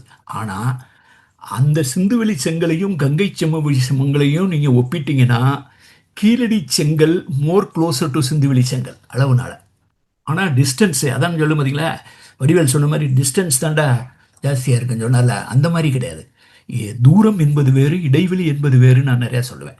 There is a difference between distance and a gap. Keezhadi சிந்துவெளியிலேருந்து தூரத்தில் இருக்கு, ஆனால் செங்கல் நெருக்கமாக இருக்குது, ஆனால் எக்ஸாக்டாக இல்லை. இந்த கங்கை செம்மவெளி சிந்து சமவெளிக்கு ரொம்ப பக்கமாக தான் இருக்குது, ஆனால் செங்கல் அளவு ரொம்ப தூரத்தில் இருக்குது. ஆக நீங்கள் கம்பேர் பண்ணாலும் it is nearer, not exact. அந்த செகண்ட் திங் வந்து இப்போ நீங்கள் வந்து எனக்கு என்னமோ இது வரைக்கும் அந்த எனக்கெல்லாம் சிலர்லாம் ஒரு புஸ்தகம்லாம் போட்டாங்க, சிந்து முதல் வைகை வரைன்னு போட்டதுனால என்னை திட்டிக்கிட்டு இருப்பாங்க சிலர். வைகை முதல் சிந்து வரைன்லாம் கூட நிறைய பேர் சொல்கிறது விரும்புவாங்க. அப்படி ஏதாவது வந்துச்சுன்னா ரொம்ப அதிகமாக சந்தோஷப்படுறது நானாக தான் இருக்கும். என்னை விடவும் யாரும் கொண்டாட முடியாது. நான் ஒரு தமிழ் மாணவன். அப்படிலாம் வரலாற்றில் கிடைச்சுன்னா அந்த புத்தகத்தை அப்படியே விட்ரா பண்ணிவிட்டு ஒரு வணக்கம் போட்டு சுபம் முடிச்சிடுவேன். ஆனால் கிடைக்கணும்ல, கிடைச்சதுக்காக தானே பேசணும். அப்போ ஆசைப்படுறது வேற, ஆசை இருக்கு தாசில் பண்ண அப்படிங்கிற மாதிரி ஒரு பழமொழி இருக்குது. அதனால் தரவுகளை சார்ந்து தான் வரலாறை கட்டமைக்கணும்னு தொடர்ந்து பேசிட்டு வர்றேன். அதனால் எனக்கு இது வரைக்கும் மொகஞ்சதாரோவை விட பெரிய நகரம், ஹரப்பாவை விட பெரிய நகரம், அது தொடர்ந்து மெகர்கார் மாதிரி தொடர்ந்து இயங்குகிற தொடர்ச்சி இருக்கணும். அப்படிலாம் இருந்தால் தான் நம்ம வந்து ஒரு கேண்டிடேட் ஆக முடியும். மற்றபடி இந்த இந்திய பண்பாட்டுக்கு உரிமை கூறும் தகுதி படைத்த ஒரு நாகரிகம் இருக்குன்னா அது தமிழ் நாகரிகம் தான். அதற்கான ஒரு இலக்கியம் இருக்குன்னா அது சங்க இலக்கியம் தான் அப்படின்னு நான் சொல்கிறேன். மிக்க நன்றிங்க ஐயா. சில கேள்விகளுக்கு உரையாடலிலே பதில் இருக்கு, அதனால நேரம் கருதி ஓரிரு கேள்விகளோட நிறைவுக்கு செல்லலாம் ஐயா. இன்னொரு கேள்வி வந்து கீழடியில் கிடைத்துள்ள கழிவுநீர் குழாய்கள் போன்ற அமைப்புகள் சிந்து வெளியில் எங்காவது கிடைத்திருக்கிறதா அப்படின்னு மணிமணிவண்ணன் ஐயா கேள்வி கேட்டிருக்காரு. இதை விட ரொம்ப அருமையான கழிவு நீர் நம்ம வந்து இதை வந்து சாயப்பட்டறை நம்ம சிந்து வெளியில் கிடைச்சிருக்குது. என்னன்னு கேட்டிங்கன்னா ரொம்ப மகிழ்ச்சி அடையுது. என்ன கேட்டிங்கன்னா செவுரில் ஓடு இருந்ததுக்கான ஒரு ஓடு அமைத்ததற்கான சான்று, தரையில் தளமும் சீராக அமைக்கப்பட்டதுக்கான சான்று, அப்புறம் ஒரு உரைக்கிணறுக்கான சான்று, அப்புறம் வடிகால் அமைப்பு, இன்னொரு இடத்துல சாயப்பட்டற மாதிரி கிடச்சிருக்கு. ஆனால் சைஸ் இருக்கு பார்த்தீங்களா, இன்னும் தோண்டலை, தோண்டாத துயரம் நான் சொல்கிறேன். ஆனால் மொகஞ்சோதரோவில் கிடைச்சிருக்கக்கூடிய கிணறு, இப்போ லோத்தலுக்கு போயிருக்கேன், அங்கே இருக்கக்கூடிய பிரம்மாண்டமான வடிகால்கள்லாம் இருக்குல்ல, அந்த சைஸே வேற, அந்த சைஸே வேற. அது மட்டும் கிடையாது, ஃபஸ்ட்டு முதல் மாடி வீட்டிலேருந்து கழிவுநீர் தொட்டிலேருந்து எல்ஜான்ட் மாதிரி கீழே வந்து அது சின்ன சாக்கடைக்கு வந்து சின்ன சாக்கடையிலேருந்து அதை விட பெரிய சாக்கடை, அதை விட பெரிய வடிகால், அது ரேஞ்சே வேற. நமக்கு வடிகால் இருக்குங்கிறதையும் சரி, வடிகாலை பற்றி வேற எந்த இலக்கியமாவது சங்க இலக்கியம் மாதிரி பேசுதுன்னா கிடையாது. சங்க இலக்கியத்தில் சுருங்கை அப்படின்னு ஒரு சொல் வரும். இந்த சுருங்கைங்கிறது வந்து இந்த இந்த வகையான அண்டர் கிரவுண்டு பைப்லைன், அது சுருங்கைன்னு. நீங்கள் இதில் விருப்பம் உள்ளவங்க வந்து ஆர்எம்ஆர்எல் சைட்டுக்கு போய் என்னுடைய பேச்சுகள்லாம் இருக்கும். கீழடி 40 அப்படின்னு பார்த்தீங்கன்னா 40 கேள்வி நானே கேட்டிருப்பேன். நானே கேள்வி கேட்டு நானே பதில் சொன்னேன். கீழடி 40ன்னு ஆர்எம்ஆர்எல் சைட்டில் இருக்கும். அதில் போய் பார்த்தீங்கன்னா பப்ளிகேஷனில் ஆர் பாலகிருஷ்ணன், அதில் பார்த்தீங்கன்னா கீழடி 40, இந்த 40 உரையாடலையும் நீங்கள் கேட்கலாம். இது நான் கொரோனா பீரியடில் பண்ணேன் 2020. இது வந்து இணையத்தில் இருக்கு. ஐயா, நன்றிங்க எனக்கு ஐயா. ஒரே ஒரு சின்ன கேள்விங்க ஐயா. சரி. ஒரே ஒரு கேள்விங்க ஐயா, பாலா ஐயாக்கு தான். இப்ப நம்ம வந்து இப்ப நீங்க கீழடி இந்த நாகரிகம் எல்லாம் பாத்தீங்கன்னாக்க எல்லாம் ரிலிஜன் அதுக்கு முன்னாடி நடந்ததுதான் இதெல்லாமே. ஸோ அதுக்கப்புறம் ரிலிஜன் நீங்க பாத்தீங்கன்னாக்க பௌத்தம் வந்தது தாங்க ஐயா. அது பாத்தீங்கன்னா அந்த பிலாசபிஸை வந்து எல்லாரும் வந்து பேசி கூடி எல்லாம் இது பண்ணி அதெல்லாத்தையும் விவாதம் பண்ணி தான் ஏத்துக்கிறாங்க. அதாவது நீங்க நார்த்ல இருந்து கீழே இருந்து வந்திருக்காங்க, காஞ்சிபுரத்துக்கு வந்திருக்காங்க, காஞ்சிபுரத்துல இருந்தவங்க சீன இதுக்கு போயிருக்காங்க, சீன மாங்ஸ் இங்க வந்திருக்காங்க. இந்த மாதிரி மாறி மாறி அவங்களோட இதெல்லாத்தையும் பரிமாறி அதை விவாதம் பண்ணி தான் அவங்க ஒரு முடிவுக்கு வந்திருக்காங்க. அந்த மாதிரி இது ஒரு மதம் இல்லாத காலத்துல இறைவர் வழிபாடு அது மாதிரிலாம் இல்லாத இந்த நாகரிகங்கள் இருந்த சமயத்துல, அதாவது சிந்துவெளி நாகரிகமாகட்டும் இல்ல ஒரு கீழடி நாகரிகமாகட்டும், அப்ப இந்த நாகரிக பரிமாறல்கள் இருந்திருக்கலாம் இல்லைங்களா? இப்ப நான் இதை கண்டுபிடிச்சிருக்கோம், இது ஒண்ணு இந்த இது இருக்கு, அப்ப இங்கேயும் கீழேயும் ஒண்ணு நடந்துகிட்டு இருக்கு அப்படின்னாக்க இதை போய் நம்ம கத்துக்கிட்டு வரலாம், இதை போய் நம்ம சொல்லி கொடுத்துட்டு வரலாம், இல்ல நீங்க வந்து இதை இங்க இருந்து எங்களுக்கு செஞ்சு கொடுங்க அப்படின்ற ஒரு நாகரிக பரிமாறல்கள் இருந்திருக்கலாம் இல்லைங்களா? ஏன்னா இப்ப நீங்க இந்த இயல் 17ல பேசினப்பவே சொன்னாங்க, கீழடி வந்து ஒரு தொல்லியல் தரவுனாக்க சிந்துவெளி வந்து ஒரு நாகரிக தரவு அப்படின்னு சொல்லிட்டு நீங்க சொல்லியிருக்கிறீங்க. சோ அப்ப அந்த நாகரிக பரிமாறல்கள்ல வந்து இப்ப அங்க இருக்கிற நாங்க செங்கல் இப்படி செஞ்சிருக்கோம், இவங்க இந்த இடத்துல இந்த மாதிரி பண்றாங்களா அப்படின்ற ஒரு இது இருந்திருக்கலாம் இல்லைங்களா? ஒரு பயணம் இருந்திருக்கும் இல்லைங்களா?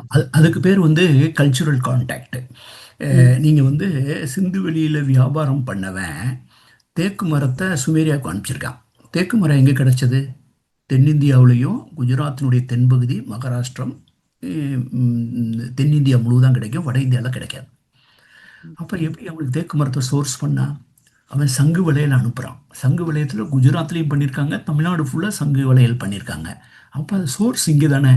அதனால அவன் ஏற்கனவே ஆப்கானிஸ்தானில் தொடர்புடையவன் இங்கே தொடர்பு இல்லாமல் இருப்பானா? அதனால தானே கருப்பு சிவப்பு பாண்டம் வந்து ஒரு திராவிட பாண்டம் பாட்ரூட்டுன்னு சொல்கிறேன். ஏன் கருப்பு சிவப்பு பானையில் மட்டும் சிந்துவெளி எழுத்து மாதிரி இருக்கு? எதுக்கு ஏன் வந்து சாம்பல் பண்ண பானையில் இல்லை? அப்போ வந்து நம்ம வந்து வி ஹேவ் டு டிஃப்ரென்சியேட் வந்து ஆர்கியாலஜிக்கும் இலக்கியத்துக்கும் உள்ள தொடர்பை வந்து நம்ம வரையறுக்கணும். நம்மகிட்ட இருக்கக்கூடிய கதை மரபுகள் வந்து இன்டான்ஜிபிள். நான் என்ன யோசிக்கிறேன் அப்படிங்கிறது தொல்லியல் தரவு கிடையாது, அது என் மண்டைக்குள்ள இருக்கு. நான் எழுதின இலக்கியம் கூட எவனோ ஒரு அச்சில் ஏற்றுனதுனால என் கைக்கு வந்து கிடைச்சிருக்கு. அச்சில் ஏற்றாமல் அச்சுக்களை வராட்டினா சங்க இலக்கியம் இருந்ததே எனக்கு தெரிஞ்சிருக்காது. ஆனால் கீழடியில் தோன்றுனா கிடைக்குது. அப்போ நீங்கள் கேட்குற கேள்வி வந்து இந்த கீழடி காலத்திலேயே பௌத்த மதம் வட இந்தியாவில் தோன்றிருச்சா அப்படின்னா, பௌத்த மதம் அது கேள்வி இல்லை. நான் சொல்றது ஒவ்வொரு ஏஜ்லயும் ஒரு மனுஷனோட எவல்யூஷன்ல நீங்க எடுத்து பாத்தீங்கன்னாக்க ஒவ்வொரு ஸ்டேஜ்லயுமே ஒரே இதுதான் நடந்திருக்கு. அதாவது கருத்து பரிமாறல்கள் நடந்துகிட்டே இருந்திருக்கு. இன்னைக்கு காலகட்டத்துல பாத்தீங்கன்னா நம்ம டிஜிட்டலா பண்ணிட்டு இருக்கோம், இது பண்ணிட்டு இருக்கோம். அதே மாதிரி அந்த காலகட்டத்துல கடவுள் இல்லாம மதம் இல்லாத சமயத்துல நாகரிக பரிமாறல்கள் நடந்திருக்குமா அப்படின்றதுதான் நான் கேட்கிறேன். கட்டாயம். நீங்க புத்தர் வந்து பல வகையான மதங்களை சேர்ந்தவங்கள்ட்ட உரையாடல் நடத்துவாரு.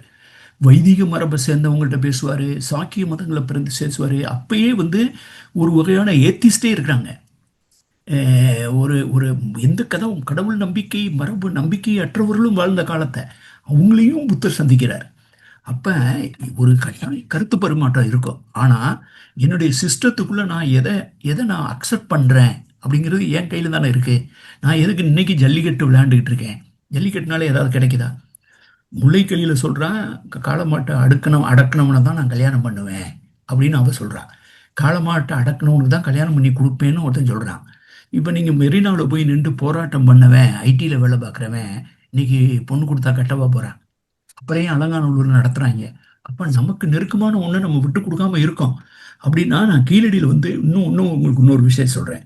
விநாயகர் இருக்காரு. இப்ப இருக்க விநாயகருக்கு எத்தனை கை இருக்கு? 4 கை இருக்கு, 8 கை இருக்கு, 8 கையெல்லாம் இருக்கு. அஷ்டபுஜ விநாயகர்ன்னு இருக்கு.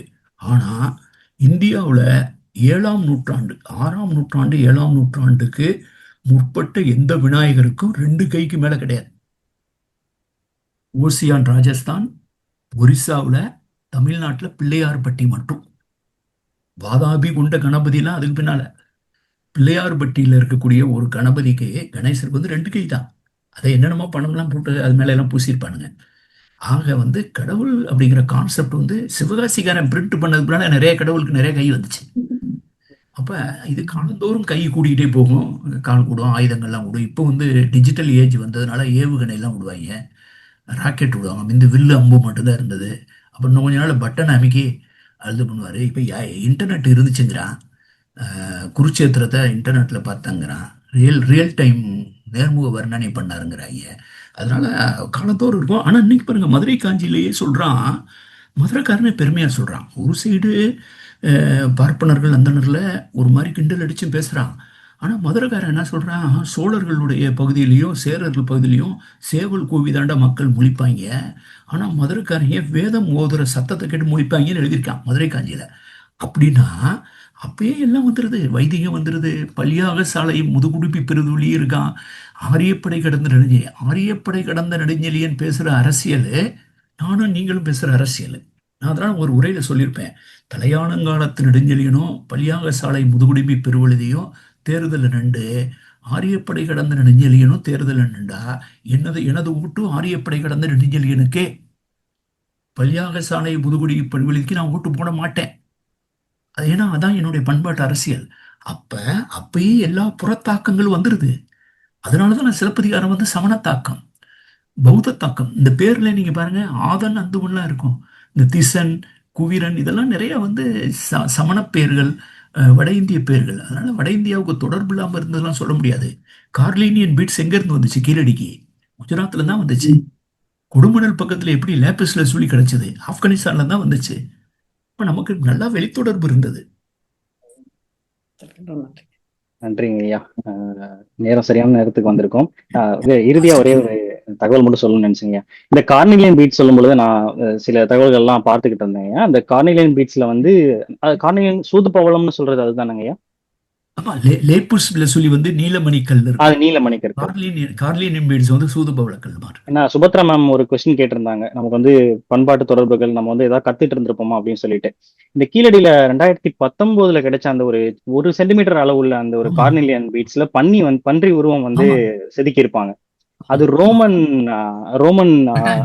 அவங்களோட கலைநயம். அது வந்து இங்கே வரைக்கும் சொல்லி கொடுத்திருக்காங்க. இன்னொன்னு 2024 2 வருடங்களுக்கு முன்னாடி வெம்பக்கோட்டை கீழடியிலிருந்து சதன்ல ஒரு 100 கிலோமீட்டர்ல ஒரு திமில் வைத்த ஒரு காளையோட அதே கார்னிலியன் பீட்ஸ் வந்து கிடைச்சிருக்குங்கய்யா. இப்போ சுபத்ரா மேம் கேட்ட மாதிரி அந்த 2000 வருடங்களுக்கு முன்னாடி அவங்க பிராக்டிஸ் பண்ண அந்த கலை வடிவம் வந்து வேறு. ஆனா இங்க வந்து ஒண்ணு நம்ம ஆட்களே கூட அவங்கள்ட்ட இருந்து கத்துக்கிட்டு இதை பண்ணிட்டு இருக்கலாம். இந்த நுணுக்கங்களை வந்து பண்ணிக்கலாம். ஏன்னா வந்து கொஞ்சம் வந்து அவங்க வந்து அந்த டைம்ல பீரியட்ல வந்து அவங்களோட ஒர்க் வந்து கொஞ்சம் வித்தியாசமா இருக்கும். இங்க நான் பார்த்த ஒர்க் வந்து கொஞ்சம் அமைச்சரா இருந்தாலும் நல்லா வந்து முயற்சி பண்ண மாதிரி வந்து நமக்கு தோணும். இதெல்லாம் நிறைய விதங்களை நம்ம நிறைய படிச்சு பார்க்கணும். ஏதோ 3 இந்த மாதிரி வடிவங்கள் கிடைச்சதா நான் படிச்சேங்க. இன்னும் நிறைய தேடி பார்க்கணும்னு நினைக்கிறேன். ஆமா, நீங்க சொல்றது அப்சல்யூட்லி ரைட். நீங்க பாத்தீங்கன்னா சுமேரிய பொறிப்புல வந்து ஹில்டமிஸ் கதை மாதிரி இருக்கும். ஒரு வீரன் வந்து ரெண்டு சைடு 2 சிங்கத்தை அடிச்சிட்டு இருப்பான். இந்த கையில ஒரு சிங்கம், இந்த கையில சிங்கம். அதே இது நம்ம ஊருக்காரன் அங்க போய் வியாபாரம் பண்றான், பார்த்திருக்கான். மெழுகா வணிகர்கள்லாம் இங்க வந்து பண்ணும்போது சிங்கத்தை போடல, புளிய போட்டிருக்கான். ஆனா அதே மாதிரி அதான் கரூர் பக்கத்துல மஞ்சநாயக்கம்பட்டியில இப்பயும் கிடைக்குது. நான் என் புக்கில் போட்டிருக்கேன். அப்ப 2 சைடு 2 புளிய குத்துனதே 2 இடம் தான். ஒன்று சிந்துவெளி, இன்னொன்று வந்து கரூர் பக்கத்தில். அப்போ ஏன் வந்து இந்த சிங்கம் வந்து இந்த சிங்கம் 2 சைடு சிங்கமும் 2 சைடு புலியும் ஒன்றோடு ஒன்று தொடர்புடையது. அந்த இம்பேக்ட் இருக்கு, கட்டாய இம்பேக்ட் இருக்கு. அந்த அந்த இன்ஸ்பிரேஷன் அங்கேருந்து வருது. அப்போ நீங்கள் வந்து வேற ஒன்று, நான் அரிக்கமேட்டில் கிடச்சிருக்கு பார்த்தீங்களா, அழகன் குளத்தில் கிடச்சிருக்கு. அரிக்கமேட்டில் அம்போரான் இருக்கும், மது ஜாடி எல்லாம் இருக்கு பாருங்க. அந்த மது ஜாடியில் கிடைச்சது லால் மொத்தம் நிறைய பேர் கெமிக்கல் ஸ்டடி பண்ணியிருக்காங்க. அதில் கிடைச்ச அந்த திராட்சை மருவில் இருக்கக்கூடிய அந்த திராட்சை இத்தாலியினுடைய ரோம்னுடைய எந்த பகுதியில் பயிரிடப்பட்டது, அப்போ வந்து யார் அரசராக இருந்தார் அப்படிங்கிறது கண்டுபிடிச்சிருக்காங்க. அதான் இந்த நாணயத்தோட டேலி பண்ணியிருக்காங்க. அப்போ மதுவையும் நாணயத்தையும் டேலி பண்ணிருக்காங்க கெமிஸ்ட்ரியில் வச்சு யூஸ் பண்ணி. இப்போ மல்டிடிசிப்ளினரி ஸ்டடீஸ் வந்துட்டு இருக்கு. அப்போ நீங்கள் வந்து it's what's interconnected world. அதனால தான் வந்து சிகை கற்றோன் வந்தனன் கண்டனன்னு எகிப்தில் போய் எழுதுறான். இப்போ நம்ம ஆளுங்க சண்டை போட்டது சிகை தமிழா வடமொழியான்னு சண்டை போடுவானே தவிர இந்த பயணத்தை கொண்டாட மாட்டான்.